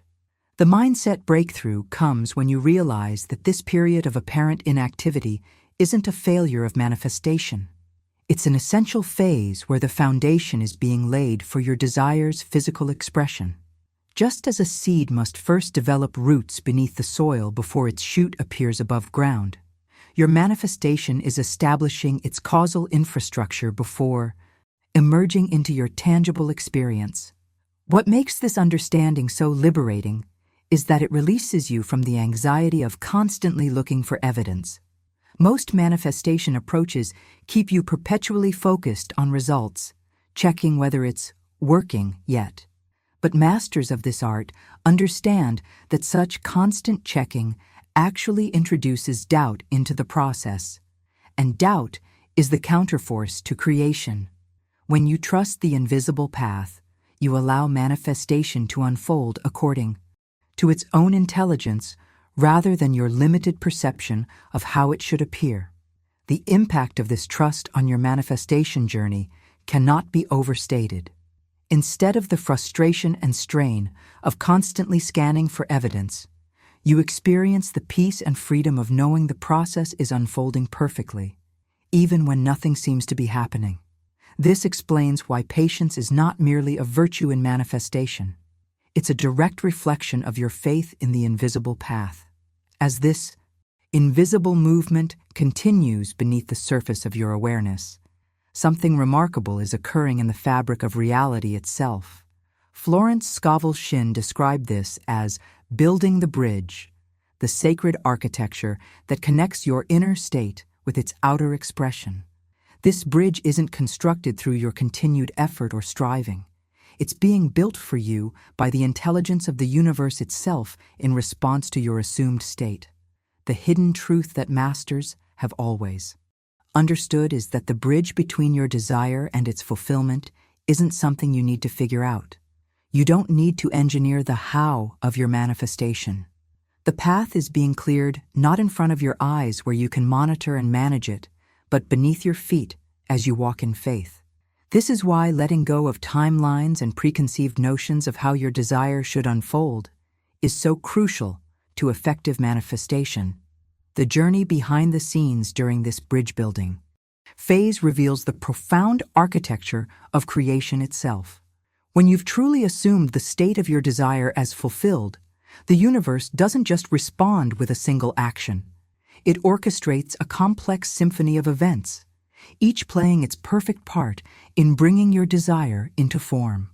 Some of these events may seem completely unrelated to your desire, yet they're essential pieces of the bridge being constructed. What makes this bridge building so miraculous is that it operates with an intelligence far beyond what your conscious mind could engineer. Your logical thinking is limited by what you currently know and can perceive. But the universe builds pathways using resources, connections, and possibilities you couldn't even imagine. This explains why the manifestation often unfolds in ways that surprise you, not because the process failed, but because it worked through channels your limited perspective couldn't have anticipated. The decisions you make during this bridge-building phase reveal much about your relationship with creation. Are you trying to control the process, insisting it follow your timeline and appear through channels you've designated? Or are you walking in faith, allowing the bridge to be built in ways that may surprise and delight you? The first approach restricts manifestation to your limited understanding. The second allows it to unfold with infinite intelligence. This explains why surrender is not weakness in manifestation, but the highest form of power.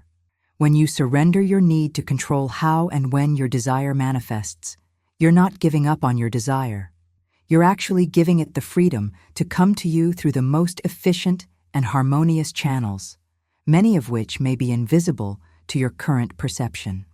Now, I want to explore what happens as you continue walking this invisible path, as the bridge between your inner state and outer reality nears completion.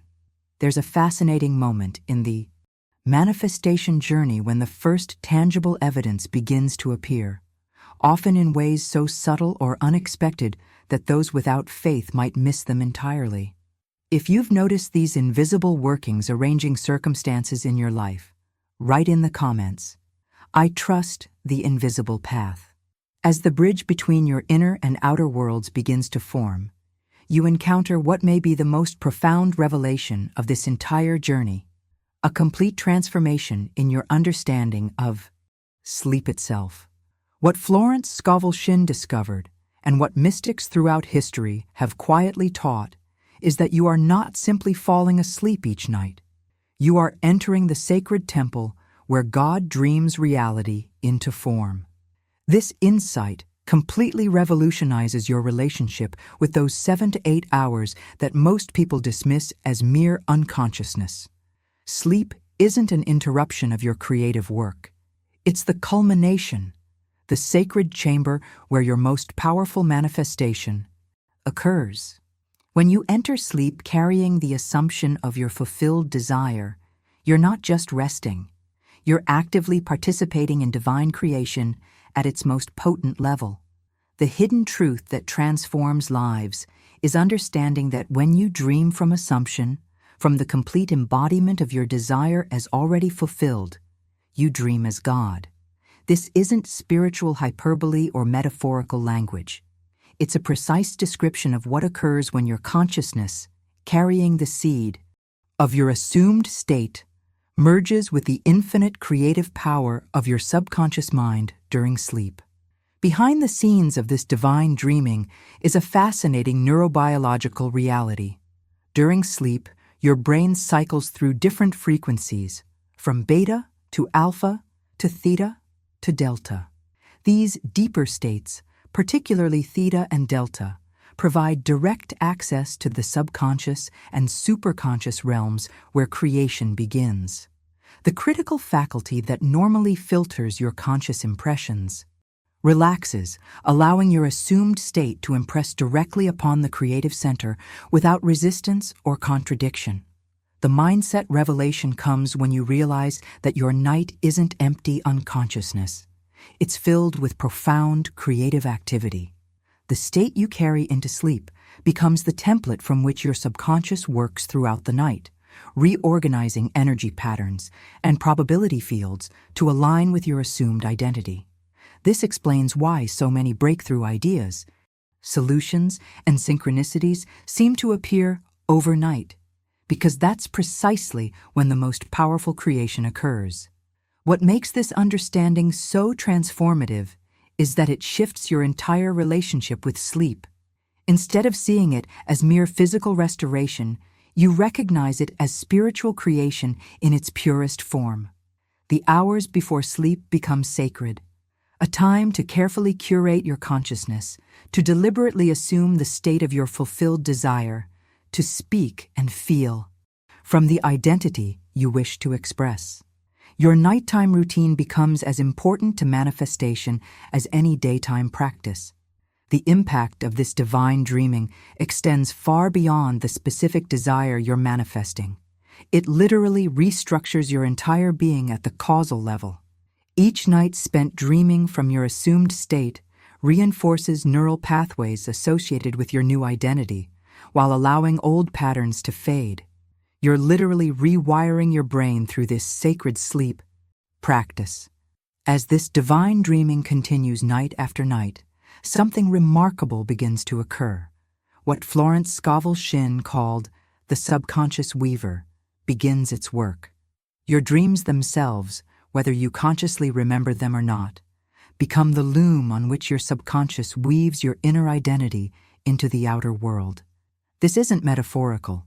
It's a precise description of how consciousness creates reality. The revelation that transforms your manifestation practice is understanding that your subconscious mind doesn't distinguish between waking and dreaming states. The images, feelings, and assumptions you carry in either state are equally powerful in shaping your reality. In fact, the dream state may be even more potent because it's free from the resistance of your analytical mind and the contradictory evidence of your current circumstances. Throughout the night, as you cycle through different stages of sleep, your subconscious is actively processing the patterns you've established in consciousness. It's reconciling your new assumed state with existing beliefs, resolving contradictions, and creating a coherent field that will ultimately express as your physical reality. This weaving isn't something you need to consciously direct. It happens naturally when you consistently enter sleep carrying the frequency of the fulfilled one. The journey behind the scenes of this weaving process is remarkable. Your subconscious isn't just passively receiving your assumed state. It's actively orchestrating the complex symphony of your manifestation. It's sending signals to your autonomic nervous system, influencing hormone production, regulating emotional responses, and even affecting how you'll perceive events when you awaken. All of this happens effortlessly while you sleep, requiring nothing from you but the faithful assumption of your desire as already fulfilled. This explains why consistency in your practice is so crucial. Each night, spent in the assumption of your fulfilled desire, strengthens the pattern your subconscious is weaving. The tapestry becomes more defined, more vivid, more substantial with each passing night. This is why masters of manifestation emphasize the power of persistence, not because manifestation requires effort, but because consistent assumption allows your subconscious weaver to create a complete and coherent pattern. The decisions you make before sleep take on new significance when you understand this process.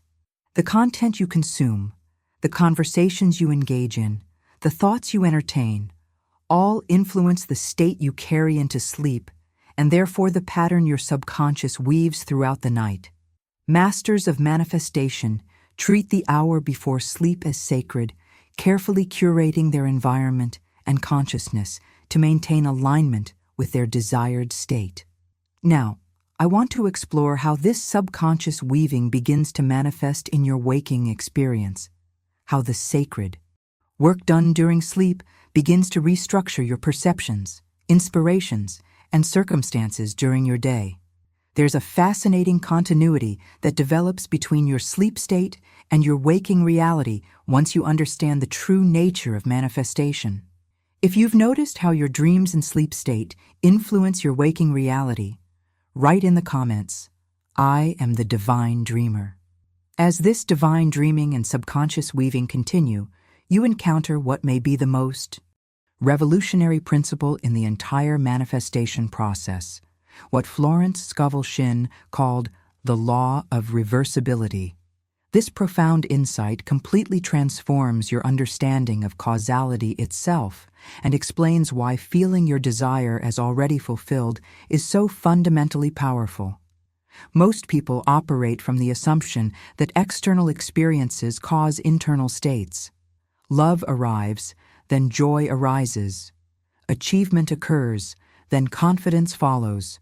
Wealth appears, then security emerges. This seems like the natural order of things, outer circumstances creating inner responses.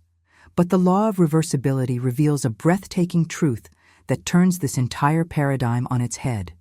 If joy arises when love arrives, then joy must summon love.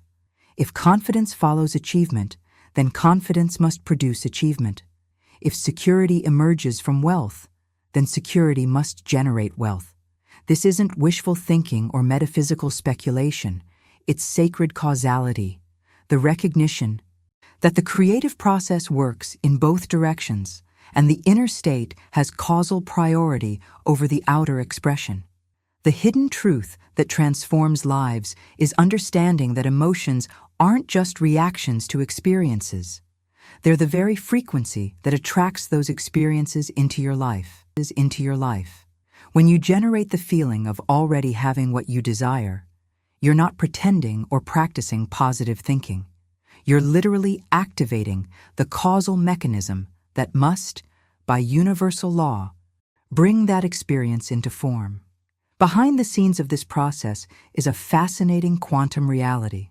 At the subatomic level, particles respond to the observer's consciousness, what physicists call the observer effect. Your emotional state isn't just a subjective experience. It's a vibrational field that literally reorganizes energy and probability. This isn't New Age philosophy. It's aligned with our emerging scientific understanding of consciousness as a fundamental force in reality. The mindset breakthrough comes when you realize this isn't about using emotions to influence reality. It's about recognizing that emotions are causal. The feeling of having already received your desire isn't a technique to get something. It's the actual creative force that brings it into being. This shift from seeing emotions as effects to recognizing them as causes represents the most profound transformation in your manifestation journey. What makes this understanding so liberating is that it gives you access to a level of creative power you've always possessed but rarely used consciously. You no longer need to wait for external circumstances to change in order to feel differently. You can generate the feeling now, knowing that the circumstance must follow by universal law. The impact of the law of reversibility on your manifestation practice is revolutionary. Instead of the frustration and strain of trying to change external conditions, you experience the peace and power of changing your internal state first. This explains why masters of manifestation emphasize feeling over technique, being over doing. They understand that the state you embody is literally calling forth its matching reality. This reversal of causality reaches its pinnacle potency during sleep. As you drift toward unconsciousness, something remarkable happens. You bypass the resistance of reason and circumstance. Your analytical mind, which might argue with your assumed state based on current evidence, naturally relaxes its grip. Your awareness of present limitations, which might contradict your desired state, naturally fades from focus. In this sacred threshold between waking and sleeping, you enter a state of consciousness that Florence Scovel Shinn recognized as profoundly creative. You are free to feel as God feels, without reference to current circumstances, without justification from past experiences, without evidence from the physical world. This isn't pretending or self-deception. It's accessing a level of consciousness where creation begins, where feeling literally becomes command. The journey behind the scenes during this twilight state reveals the architecture of creation itself. As your analytical mind surrenders and your awareness of current limitations fades, your assumed feeling state directly impresses upon the subconscious without resistance or contradiction. What you feel in these precious moments becomes the template from which your subconscious creates.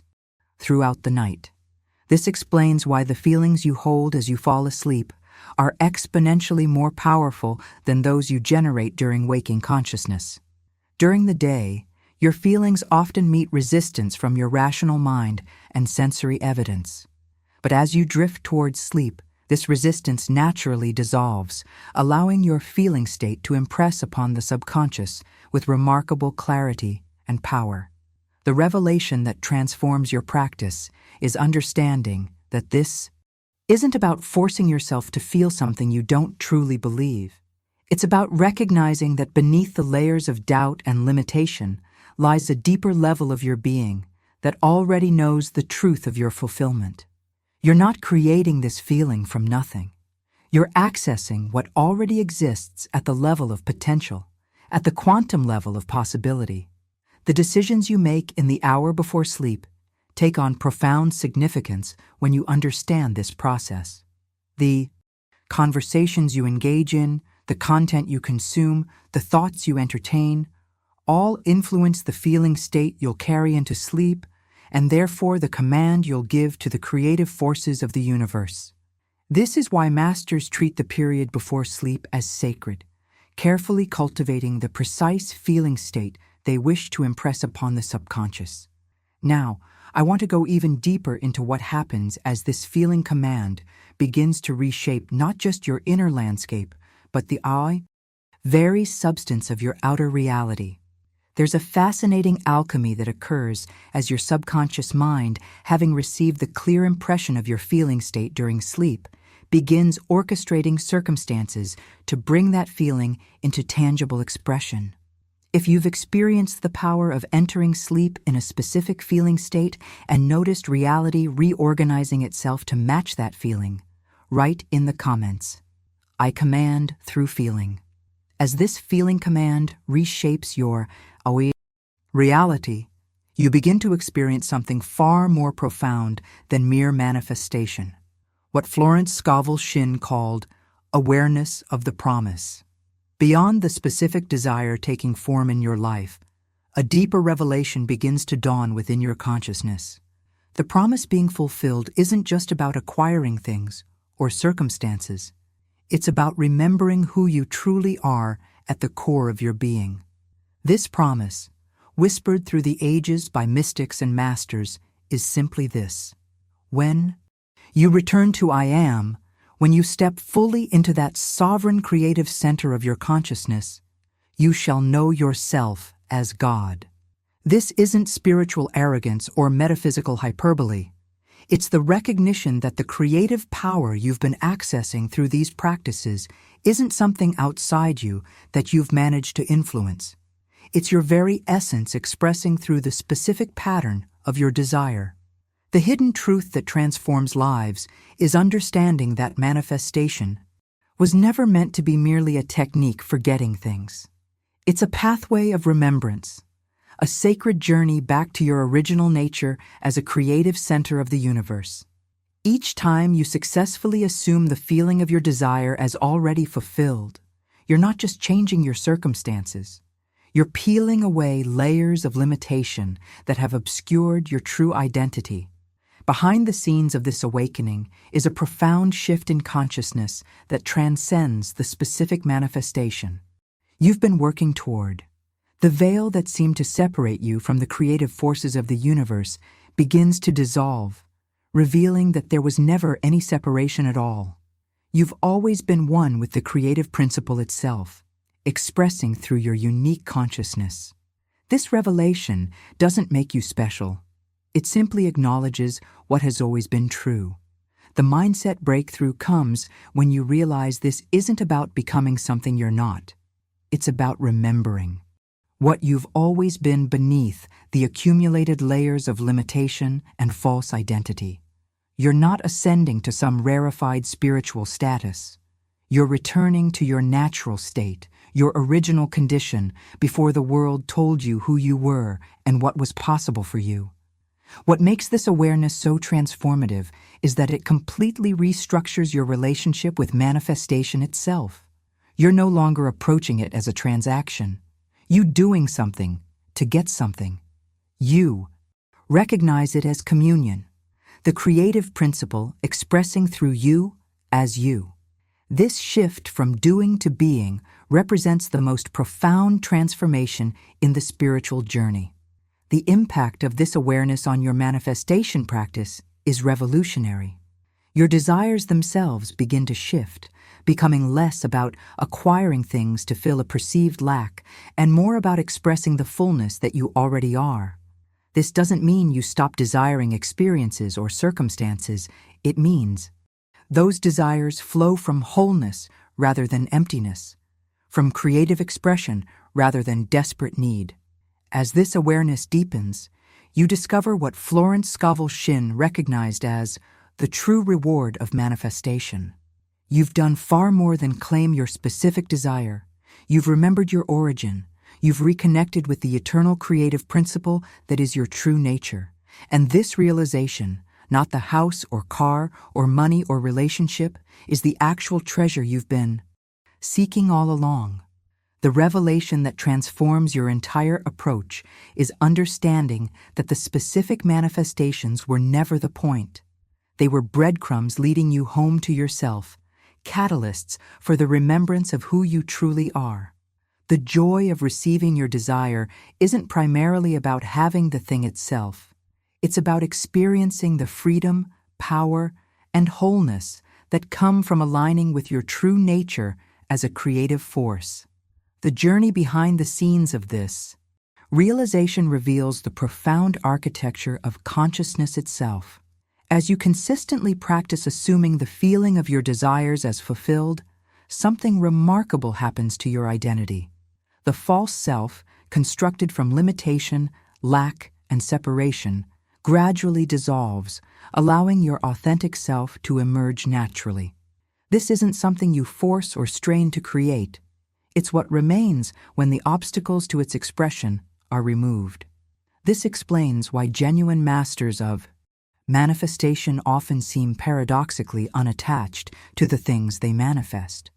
They recognize that the true gift isn't the object or circumstance itself. It's the state of consciousness from which manifestation naturally flows. They don't need to chase experiences because they're living from the state that effortlessly creates those experiences. The decisions you make from this awareness have a completely different quality than those made from conventional manifestation consciousness. You're no longer trying to accumulate things to feel complete or worthy. You're simply expressing the fullness of who you are through the unique pattern of your desires and preferences. Your manifestations become celebrations of your creative nature rather than attempts to fix some perceived brokenness or lack. Now, I want to explore how this profound spiritual awareness begins to reshape not just your approach to manifestation, but your entire experience of life itself. There's a remarkable transformation that occurs when you recognize that you've been seeking in the outer world what can only be found within your own consciousness. If you've glimpsed moments of this deeper awareness beyond specific manifestations, write in the comments, "I remember who I am." As this awareness of your true nature deepens, you arrive at a profound moment in your spiritual journey, what Florence Scovel Shinn called the declaration of completion. In the quiet sanctuary of your consciousness, without fanfare or external validation, you simply acknowledge, "It is finished." This isn't a statement of resignation or an indication that there's nothing left to experience in your manifestation journey. It's the recognition that there's nothing left to prove to yourself or anyone else. This declaration marks the quantum leap from believing to knowing. Most spiritual seekers spend years, even decades, trying to believe in principles that feel contrary to their current experience. They affirm, visualize, and practice with the hope that someday their efforts will bear fruit. But the revelation that transforms everything is recognizing that true power doesn't come from believing harder. It comes from shifting into knowing. And this knowing isn't intellectual understanding. It's embodied recognition that resonates through every cell of your being. The hidden truth behind this declaration is that it doesn't come at the end of your manifestation journey. It's actually the beginning of true creation. When you say "it is finished" from this consciousness, you're not referring to the physical manifestation, which may still be invisible to your senses. You're acknowledging that the causal work, the assumption of the state, is complete. And in the realm of causes, which always precedes effects, your desire is already fulfilled. Behind the scenes of this declaration is a fascinating shift in your entire relationship with reality. You're no longer straining to make something happen in the future. You're resting in the recognition of what already is in consciousness. This shift from effort to acknowledgement represents the most profound transformation in your manifestation journey. You're no longer working toward an outcome. You're dwelling in its completion. The mindset breakthrough comes when you realize this declaration isn't something you say to convince yourself. It's something you recognize as already true at the causal level of reality. You're not making a positive affirmation to create a future event. You're acknowledging what is already done in consciousness, knowing that its physical expression is simply the final phase of an already completed process. What makes this declaration so powerful is that it completely resolves the internal conflict that sabotages most manifestation efforts. The part of you that was trying to manifest and the part that was doubting merge into a unified field of consciousness that simply knows. This integration of your being creates a coherent signal that the universe must reflect back to you without distortion or delay. As this declaration settles into your being, something remarkable begins to occur, what Florence Scovel Shinn described as the divine light. You begin to experience your consciousness not as something contained within your physical form, but as a radiant field that emanates from your center. The chamber of your being fills with golden light, not appearing around you as if from an external source, but radiating from within as the natural expression of who you truly are. The revelation that transforms your entire understanding is recognizing that this light isn't emotion or sensation in the conventional sense. It's awareness itself, the pure consciousness that is your divine inheritance. This light doesn't come and go like emotions. It's what remains when all the temporary states have settled. It's not something you create through effort. It's what you already are beneath the accumulated layers of limiting beliefs and false identities. The journey behind the scenes reveals the profound architecture of consciousness itself. This golden light isn't metaphorical. It's a tangible shift in your energy field that can be felt as clearly as physical sensation. As the false self, constructed from limitation and separation, gradually dissolves, your authentic essence naturally emerges, not as something new, but as what has always been there beneath the surface of your conscious awareness. This explains why genuine masters of manifestation often describe experiences of light expansion, or radiance that transcend the specific desires they've manifested. They've recognized that the true gift isn't the object or circumstance itself. It's the awakening to the divine light that is their essential nature. The light isn't a reward for successful manifestation. It's what was revealed through the process of aligning with their true identity. The impact of this awareness on your manifestation journey is revolutionary. You no longer approach manifestation as something you do to get something you lack. You recognize it as the natural expression of the divine light that you are. Your desires flow from fullness rather than emptiness, from creative expression rather than desperate need. And because they originate from this light, rather than from the shadow of perceived lack, they manifest with remarkable ease and grace. The decisions you make from this illuminated consciousness have a completely different quality than those made from conventional awareness.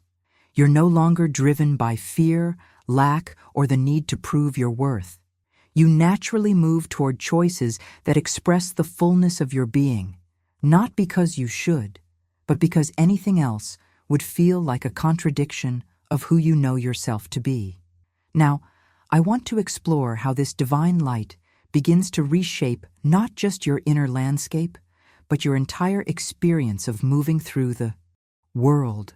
There's a fascinating transformation that occurs when you recognize that you're not just perceiving reality, you're radiating the very light that illuminates it from within. If you've experienced moments of this inner golden light illuminating your being, write in the comments, "I radiate divine light." As your consciousness continues to unfold through this sacred process, you encounter what may be the most counterintuitive yet transformative aspect of the entire manifestation journey. What Florence Scovel Shinn called the deepest surrender. Most people misunderstand surrender completely, associating it with defeat, resignation, or giving up on their desires. But the surrender we're exploring here is something entirely different. It's not the surrender of the desperate, but of the divine. This profound surrender doesn't come from exhaustion after struggling to make something happen. It emerges naturally from the recognition that nothing needs to be earned when you already are. It's the peaceful releasing of all striving, not because you've given up on your desire, but because you're so certain of its fulfillment at the causal level that continued effort would actually interfere with its natural expression. The hidden truth that transforms lives is understanding that this surrender isn't weakness. It's actually the highest form of power. When you truly know that your desire is already fulfilled in consciousness, you naturally release the anxious energy of trying to make it happen. This isn't indifference toward your manifestation.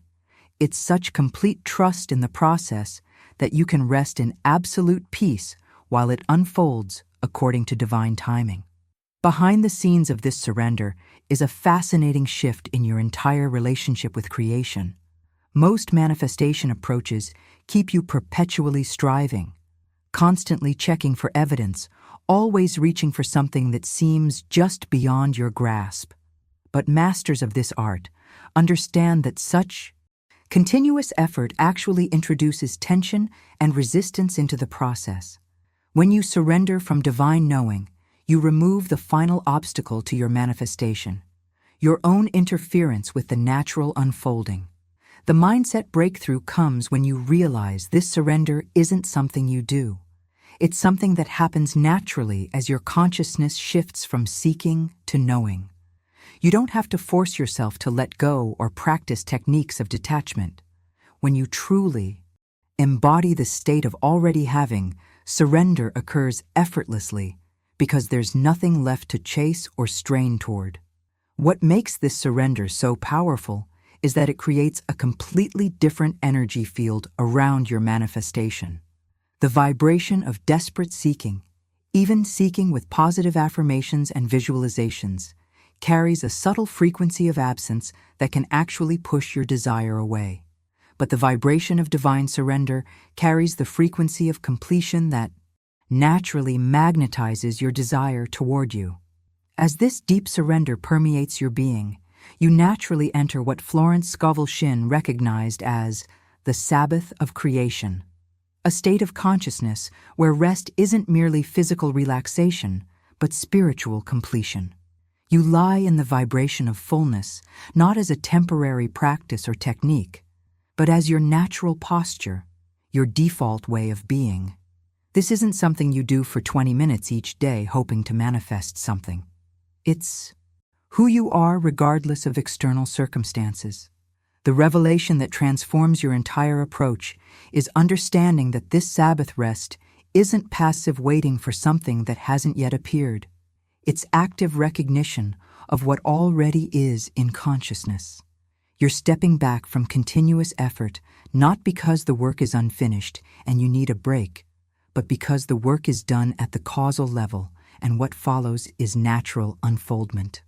The journey behind the scenes of this Sabbath, consciousness reveals the profound architecture of creation itself.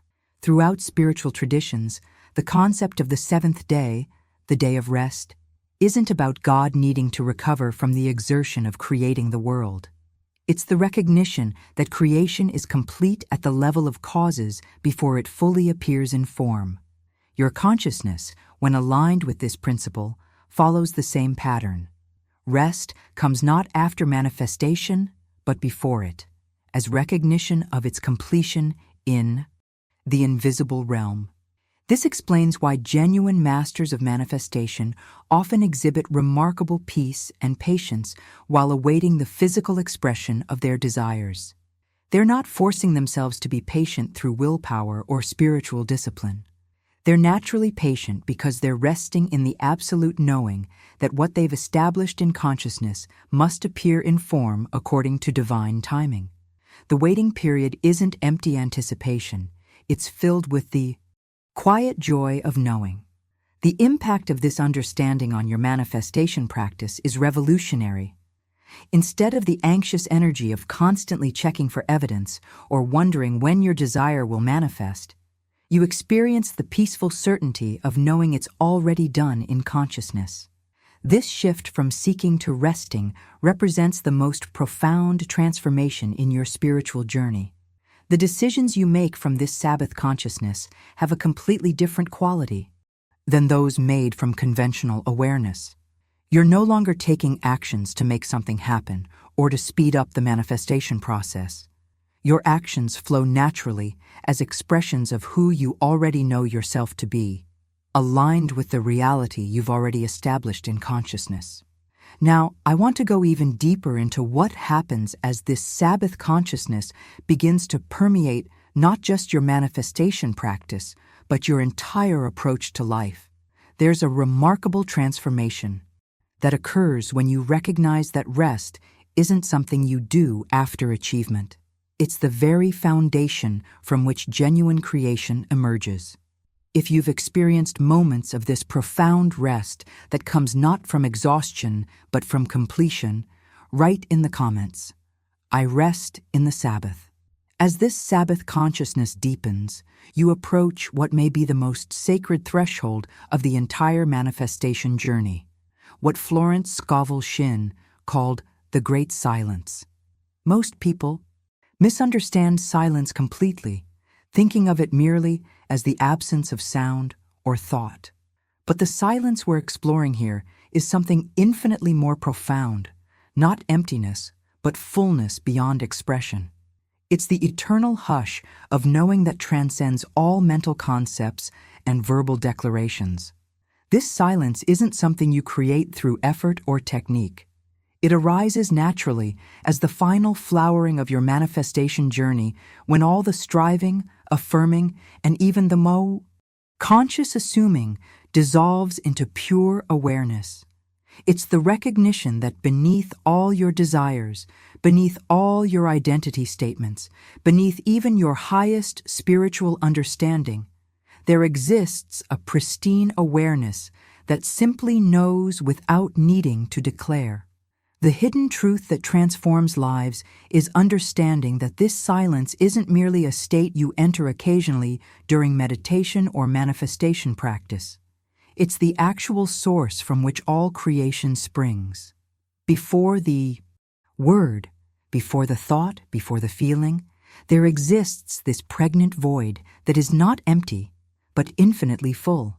It contains all possibilities without limitation or definition. And when you access this silence, you're touching the very womb of creation itself.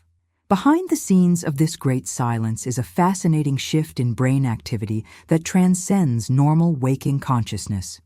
Your brain waves naturally shift from beta to alpha to theta, sometimes even touching delta while remaining conscious. This isn't sleep or unconsciousness. It's heightened awareness that paradoxically appears as stillness. Neuroscientists have observed that in this state, the usual boundaries between different regions of the brain begin to dissolve, creating a more integrated field of consciousness from which profound creativity and insight naturally emerge. The mindset breakthrough comes when you realize this silence isn't something you achieve through more spiritual practice or manifestation. Techniques. It's what remains when all techniques fall away, when all seeking subsides, when even the desire for manifestation is surrendered to something more fundamental, pure being itself. This shift from doing to being represents the most profound transformation in the spiritual journey. What makes this silence so powerful is that it resolves all the contradictions and conflicts that sabotage most manifestation efforts. In ordinary consciousness, part of you may affirm abundance, while another part doubts. Part of you may visualize health, while another part fears illness. But in this great silence, these divisions dissolve into wholeness. There's no affirmation and no denial, only the undivided knowing that transcends both. As this silence permeates your being, you naturally discover what Florence Scovel Shinn recognized as the ultimate revelation of the manifestation journey. You are not your identity, not your desire, not even the fulfillment of that desire. You are the I, source of all three. This isn't abstract philosophy or metaphysical speculation. It's a direct recognition that transforms your entire relationship with reality itself. The revelation that changes everything is realizing that even the highest spiritual identity you've claimed, even the I am statements you've used to create your reality, are still just garments worn by the nameless awareness that you truly are. When you let go of every image, every phrase, every concept you've used to define yourself, what remains isn't emptiness or loss of self. What remains is the infinite creative consciousness that has been wearing these identities all along. The journey behind the scenes of this recognition reveals the most profound architecture of consciousness itself. Every desire you've ever had, every manifestation you've ever created, every identity you've ever assumed, all of these have been temporary expressions of the boundless awareness that is your true nature. They weren't wrong or false. They were simply limited expressions of the unlimited. And in recognizing this, you're free to continue creating, but from a completely different relationship with the creative process. This explains why the greatest masters of manifestation often seem paradoxically detached from their own remarkable creations. They understand that they're not defined by what they create. They are the creator itself, expressing through infinite forms, but never contained by any of them. Their power doesn't come from perfecting techniques or accumulating spiritual knowledge. It comes from this direct recognition of who they truly are beyond all identities and achievements. The impact of this understanding on your manifestation journey is revolutionary. Instead of the strain of trying to become something you're not, you experience the freedom of expressing what you already are through the unique pattern of your desires and preferences. Creation becomes play rather than work, expression, rather than acquisition.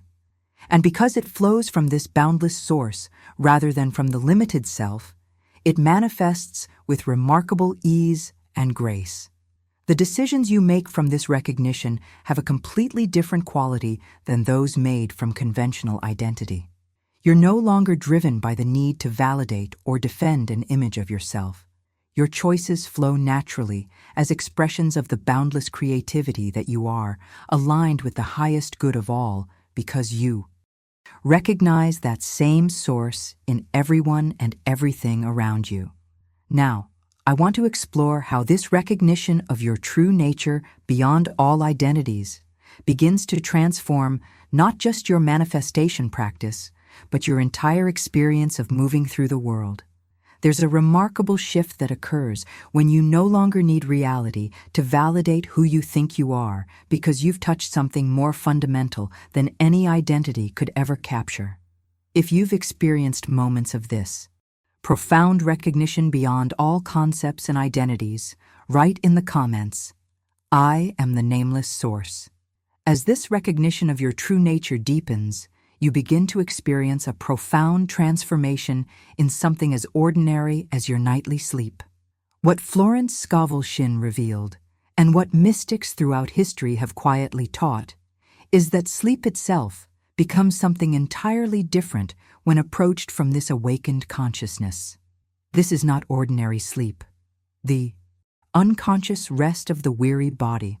This is holy sleep, the sacred communion of your individualized consciousness with the infinite source from which it emerged. When you enter sleep from the state of your wish fulfilled, from the embodied knowing of your desire as already complete, you're engaging in what might be the most powerful spiritual practice available to human consciousness. This is the sleep of the fulfilled one, the sleep of God remembering self. In this holy rest, you're not escaping from reality. You're returning to the creative center where reality itself is shaped and formed. The hidden truth that transforms lives is understanding that during this sacred sleep, all things are truly made new. This isn't poetic language or spiritual metaphor. It's a precise description of the alchemical process occurring within your consciousness as you cycle through different brain states during sleep. Your neural networks are literally reorganizing themselves around your assumed state. Old patterns associated with limitation and lack begin to dissolve, while new pathways aligned with your fulfilled desire strengthen and stabilize. Behind the scenes of this holy sleep is a fascinating neurobiological reality that science is only beginning to comprehend. During specific sleep cycles, particularly during deep REM states, your brain experiences a remarkable phenomenon called neuroplasticity, the ability to reorganize itself by forming new neural connections. What makes this process so powerful for manifestation is that your subconscious mind, having received the clear impression of your assumed state before sleep, uses this neuroplasticity to literally rewire your brain to support your new reality. The mindset breakthrough comes when you realize sleep isn't just physical restoration. It's consciousness transformation at the most fundamental level. What determines the quality of this transformation isn't random or accidental. It's precisely shaped by the state you carry into sleep. When you enter sleep from the consciousness of your fulfilled desire, you're providing the exact template from which this reorganization occurs. What makes this holy sleep so powerful is that it bypasses the resistance of your analytical mind and the contradictory evidence of your current circumstances. During waking hours, these forces often interfere with your assumed state, creating internal conflict that slows manifestation. But during sleep, particularly in those twilight moments between waking and dreaming, this resistance naturally dissolves, allowing your assumed state to impress upon the subconscious with remarkable clarity and power. The impact of this understanding completely transforms your relationship with sleep. Instead of seeing those hours as merely time spent unconscious, you recognize them as the most potent creative period in your entire day. The moments before sleep become sacred, a time to carefully cultivate the precise state you wish. To carry into this transformative process, your nighttime routine becomes as important to manifestation as any daytime practice. As you prepare for this final descent into holy sleep, something remarkable begins to occur. Florence Scovel Shinn described it as entering the sacred unknown, that mysterious threshold between conscious awareness and the infinite creative potential that lies beyond. As you cross this threshold, it may seem as though a veil thickens between you and your ordinary thinking mind. The familiar landmarks of your daily consciousness begin to fade, and the bridge between your current identity and the unknown territory ahead seems to disappear. The revelation that transforms your entire approach is understanding that this apparent dissolution isn't something to fear or resist. You're not departing from yourself. You're departing from the illusions that have clouded your true nature. The veil that thickens isn't obscuring reality. It's actually filtering out the limitations and false identities that have prevented you from experiencing reality in its fullness. The journey behind the scenes of this sacred descent reveals the profound architecture of consciousness itself. What appears as a loss of awareness from the perspective of your waking self is actually an expansion of awareness beyond the boundaries of your limited identity. You're not becoming less conscious. You're becoming more, moving beyond the artificial constraints of your conditioned thinking into the boundless field of pure potential. This explains why masters throughout history have placed such emphasis on the moments before sleep. They recognized that this threshold state, this sacred unknown, provides direct access to the creative forces of the universe in a way that's rarely available during normal waking consciousness. When you enter this state from the feeling of your wish fulfilled, you're essentially programming the deepest levels of your being with the exact pattern you wish to express in your manifest reality. The decisions you make in the hour before sleep take on profound significance when you understand this process. The conversations you engage in, the content you consume, the thoughts you entertain, all influence the state you'll carry into this sacred unknown. This is why masters treat the period before sleep as precious, carefully cultivating the precise feeling state they wish to impress upon the subconscious. Now, I want to go even deeper into what happens as you cross this threshold into holy sleep, as your consciousness merges with the infinite creative potential that lies beyond the veil of ordinary awareness. There's a remarkable alchemy that occurs as your individual awareness, carrying the seed of your assumed state, dissolves into the boundless field of pure possibility. If you've experienced moments where sleep has become a sacred journey rather than mere unconsciousness, write in the comments, "My sleep transforms. A world's." As your consciousness merges with the infinite creative potential beyond the veil, you approach the final sacred moment before complete surrender to sleep. In this precious threshold, Florence Scovel Shinn taught that your very last thought carries extraordinary creative power. Unlike the scattered thoughts that flow through your mind throughout the day, this final impression before sleep bypasses all resistance and sinks directly into the fertile soil of your subconscious. What makes this moment so powerful is its simplicity. You don't need elaborate visualizations or complex affirmations. All that's required is the quiet, peaceful acknowledgement. I am fulfilled. I am safe. I am resting in what already is. This isn't a desperate plea or an attempt to convince yourself of something untrue. It's a gentle recognition of the deeper truth that transcends your current circumstances. The truth that at the level of cause, your desire is already complete. The revelation that transforms lives is understanding that this final thought isn't creating something new. It's acknowledging what already exists in consciousness. When you declare, "I am fulfilled," you're not trying to make fulfillment happen in the future. You're recognizing the fulfillment that already exists as potential, as pattern, as possibility waiting to be expressed. This shift from creating to recognizing represents the most profound transformation in your manifestation journey. Behind the scenes of This final thought is a fascinating shift in brain activity that primes your entire being for transformation.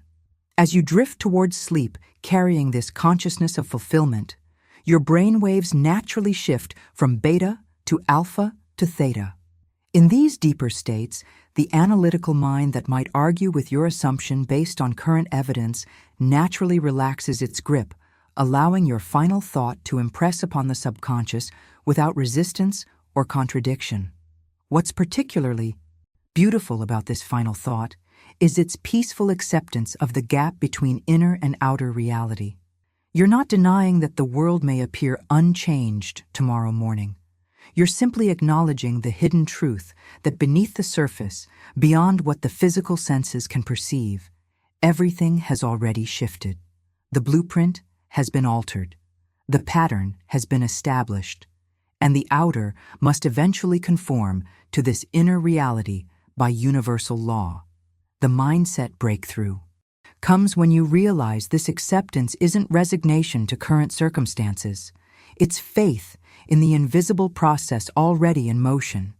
You're not giving up on your desire. You're trusting so completely in its fulfillment that you can rest in perfect peace while it unfolds according to divine timing. This trust isn't blind hope.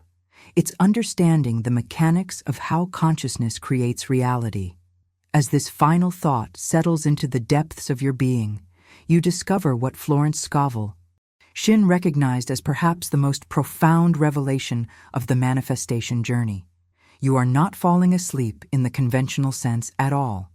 You are crossing the threshold into the inner temple, the sacred sanctuary where all creation begins. This isn't mere unconsciousness. It's heightened consciousness functioning at a level beyond ordinary waking awareness. The hidden truth that masters have always known is that this inner temple isn't a metaphorical concept or spiritual abstraction. It's a precise description of the creative center of consciousness itself, the place where thought forms materialize before expressing in the physical world. When you enter this temple, carrying the feeling of your wish fulfilled, you're essentially programming the very source of creation with the exact pattern you wish to experience. The journey behind the scenes of this temple crossing reveals the architecture of creation itself. This stillness you're entering isn't passive or empty. It's pregnant with infinite possibility. It's not the absence of action, but the presence of pure potential before it takes specific form. This is why masters throughout history have emphasized that true creation doesn't begin with doing, but with being, with establishing the state from which all aligned action naturally flows. What makes this temple crossing so powerful is that it bypasses the limitations of your conscious mind, with its doubts, fears, and attachment to current circumstances. Your subconscious mind, which is directly connected to universal creative forces, receives the impression of your assumed state without the filtering or distortion that often occurs during waking consciousness. This direct impression creates a clear template from which manifestation can unfold without interference. The impact of this understanding completely transforms your relationship with sleep.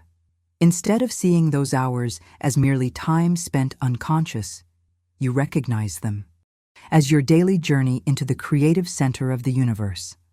The moments before sleep become sacred, a time to carefully cultivate the precise state you wish to impress upon this inner temple.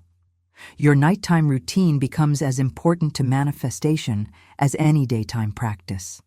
The transformation occurring within this temple doesn't happen all at once, like a sudden miracle or dramatic event. It unfolds organically, restructuring your consciousness from the inside out. Just as a seed planted in soil doesn't immediately produce a visible sprout, but first establishes roots beneath the surface, your manifested desire begins taking form in ways invisible to your physical senses long before its outer expression appears. Now, I want to explore how this inner temple work begins to reshape not just your specific manifestation, but your entire experience of moving through the world. There's a remarkable shift that occurs when you recognize that each night's sleep isn't merely rest for the body but communion with the creative forces that literally birth worlds into existence. If you've begun to recognize your sleep as a sacred journey into the inner temple of creation, write in the comments, "I enter the temple each night." As this inner temple work continues to reshape your reality, you encounter what Florence Scovel Shinn described as the divine reversal of sleep, perhaps the most profound paradox in the entire manifestation process. Most people perceive sleep as a dimming of consciousness, a fading of awareness, a weakening of perception. But the hidden truth that transforms lives is recognizing that in sleep, the exact opposite occurs. As the outer world dims, the inner world glows brighter. While the body appears to weaken, the spirit actually strengthens. While you're thought to be unconscious by those around you, you're becoming most conscious on a level that transcends ordinary waking awareness. This divine reversal completely transforms your understanding of sleep itself. What appears from the outside as withdrawal or diminishment is actually expansion and enhancement of your true creative power. This isn't spiritual hyperbole or metaphorical language. It's a precise description of what occurs as your awareness shifts from external perception to internal creation, from the limited surface mind to the boundless depths of consciousness itself. Behind the scenes of this reversal is a fascinating neurobiological reality that science is only beginning to comprehend. During specific sleep phases, particularly during deep REM states, parts of your brain actually become more active, not less. The default mode network, associated with creativity, self-reflection, and integration of experience, shows heightened activity. Meanwhile, the analytical networks that constantly evaluate, judge, and filter your experience naturally quiet down, allowing direct access to deeper levels of consciousness normally obscured during waking hours. The mindset. Breakthrough comes when you realize sleep isn't a lesser state of consciousness. It's actually a higher, more integrated state that transcends the limitations of your waking awareness. You're not becoming unconscious. You're becoming superconscious, functioning at a level beyond ordinary perception. This shift from seeing sleep as passive unconsciousness to recognizing it as active superconsciousness represents perhaps the most profound transformation in your manifestation journey. What makes this divine reversal so powerful is that it resolves the fundamental challenge of manifestation, the gap between your conscious intention and your subconscious programming. During waking hours, you may affirm abundance while your subconscious holds deep patterns of lack. You may visualize health while cellular memories of illness remain active beneath the surface. But during this reversal of sleep, these contradictions naturally resolve as your conscious and subconscious mind merge into a unified field of creative power. The impact of this understanding completely transforms your relationship with sleep. Instead of seeing those hours as merely time spent unconscious, you recognize them as your most powerful creative period, when your consciousness functions at its highest level beyond the limitations of your waking identity. The moments before sleep become sacred, a time to carefully prepare for this reversal by assuming the precise state you wish to express through this heightened awareness. As this divine reversal begins to unfold each night, you approach what Florence Scovel Shinn recognized as perhaps the most crucial moment in the entire manifestation process, the moment of transfer. In that precious threshold between waking and sleeping, something remarkable occurs within your consciousness. Your limited conscious self, with its clear intention and focused desire, hands the scroll to the limitless creative power within. Your subconscious mind, with its direct connection to universal forces. The hidden truth that transforms your manifestation practice is understanding that this isn't a metaphorical handoff. It's a literal transfer of creative authority from your surface awareness to the deeper levels of consciousness that shape reality itself. The scroll being passed isn't physical paper, but the complete impression of your assumed state, the feeling, the identity, the reality you've been embodying as you drift toward sleep. The journey behind. The scenes of this transfer reveals the profound architecture of creation itself. Your conscious mind, brilliant as it is for analysis and directed focus, has limited creative power on its own. It functions primarily in the realm of effects, perceiving and responding to what already exists. But your subconscious mind operates in the realm of causes, directly interfacing with the quantum field of infinite possibility. When the scroll passes from one to the other, you're essentially moving your desire from the realm of effects to the realm of causes, from where things are perceived to where they are created. What makes this moment of transfer so crucial is that the quality of impression on the scroll directly determines the manifestation that follows. If what you've written on that scroll, through your feeling, your inner speech, your assumed state, is mixed with doubt or contradiction, that's precisely what will be impressed upon the subconscious.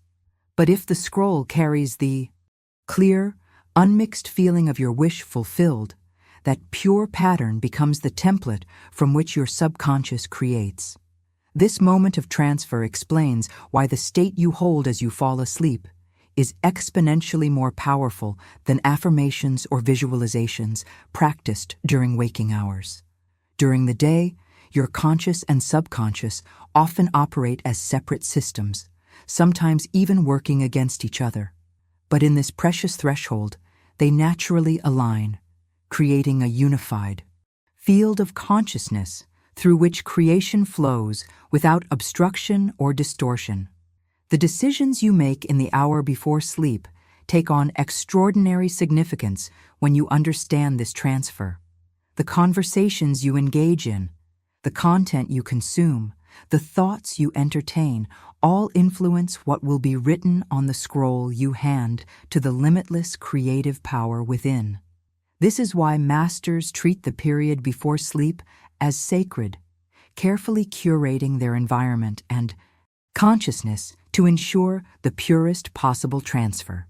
Now, I want to explore how this moment of transfer begins to reshape not just your specific manifestation, but your entire understanding of how reality is created.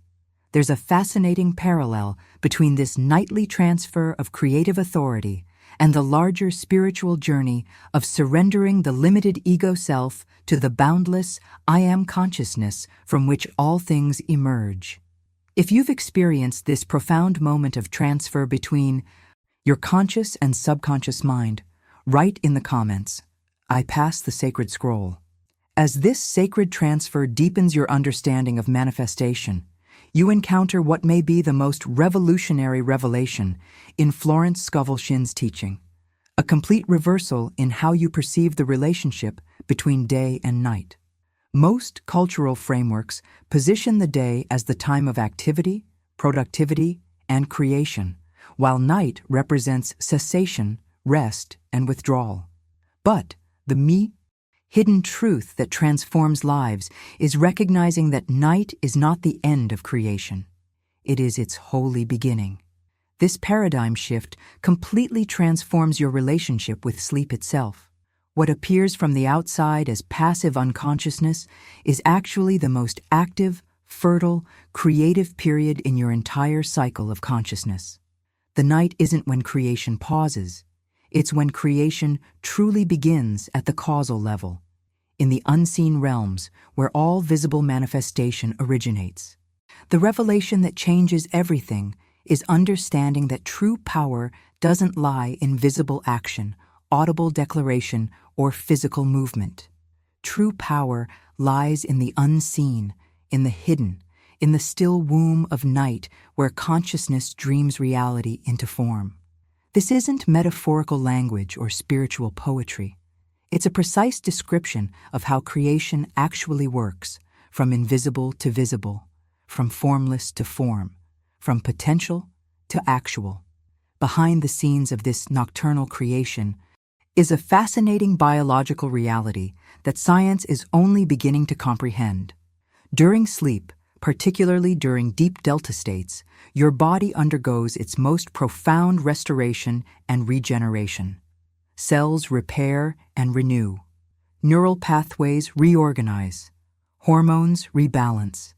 The physical vehicle of your consciousness literally rebuilds itself according to the template you've established before sleep. This biological regeneration is the perfect mirror of the consciousness transformation occurring. Simultaneously, the mindset breakthrough comes when you realize night isn't a pause in your manifestation journey. It's the central act, the holy sanctum, the creative womb from which all visible manifestation emerges. Your daytime activities aren't creating your reality. They're expressing what was already established during the sacred darkness of night. This shift from seeing day as cause and night as effect to recognizing night as cause and day as effect represents the most profound transformation in your manifestation understanding. What makes this understanding so liberating is that it releases you from the strain of trying to make things happen through constant daytime effort and activity. You recognize that the effortless surrender into sleep, carrying the feeling of your wish fulfilled, contains more creative power than all your waking striving combined. This explains why masters throughout history have emphasized the moments before sleep as the most potent for creation. They understood where true power lies. The impact of this understanding completely transforms your relationship with manifestation. Instead of exhausting yourself with techniques, affirmations, and visualizations during waking hours, you place your primary focus on the quality of consciousness you carry into sleep. Your nighttime routine becomes the centerpiece of your manifestation practice, with daytime awareness serving primarily to maintain and reinforce what you establish in the sacred darkness.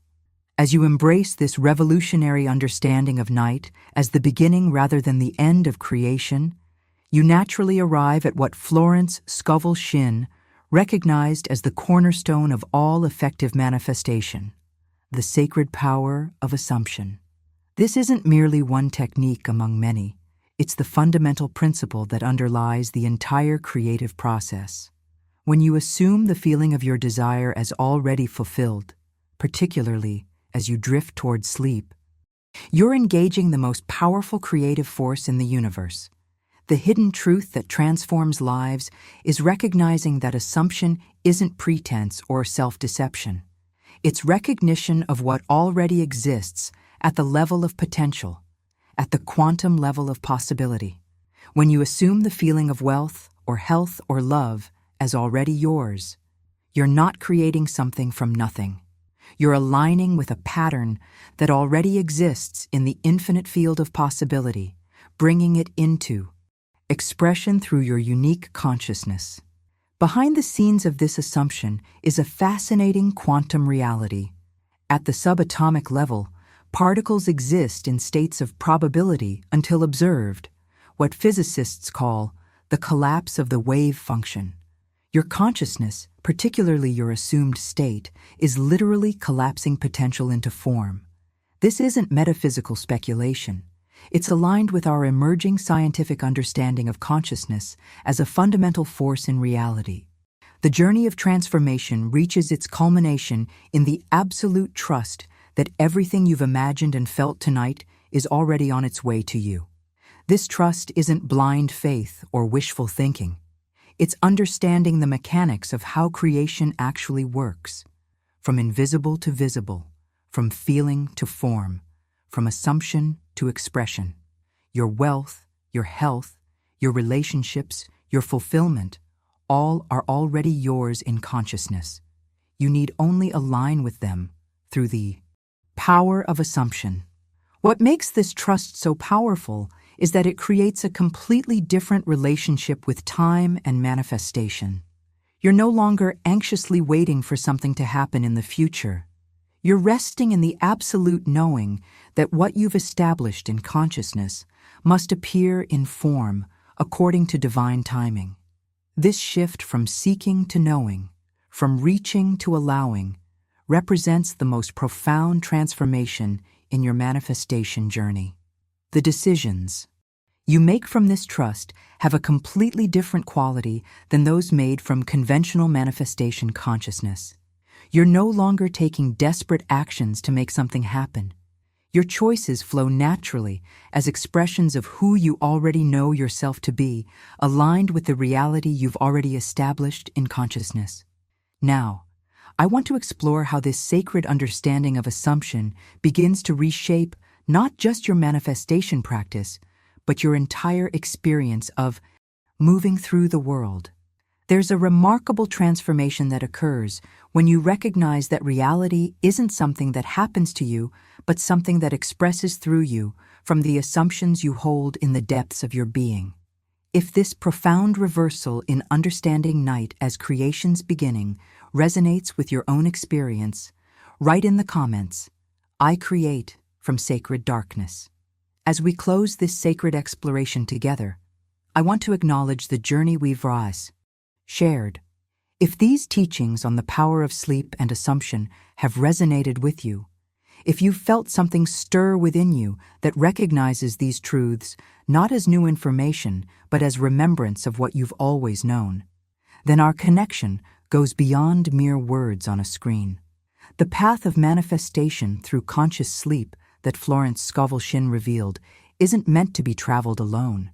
Each night as you enter that sacred temple of creation, know that you're part of a community of conscious creators who understand the profound power of assumption.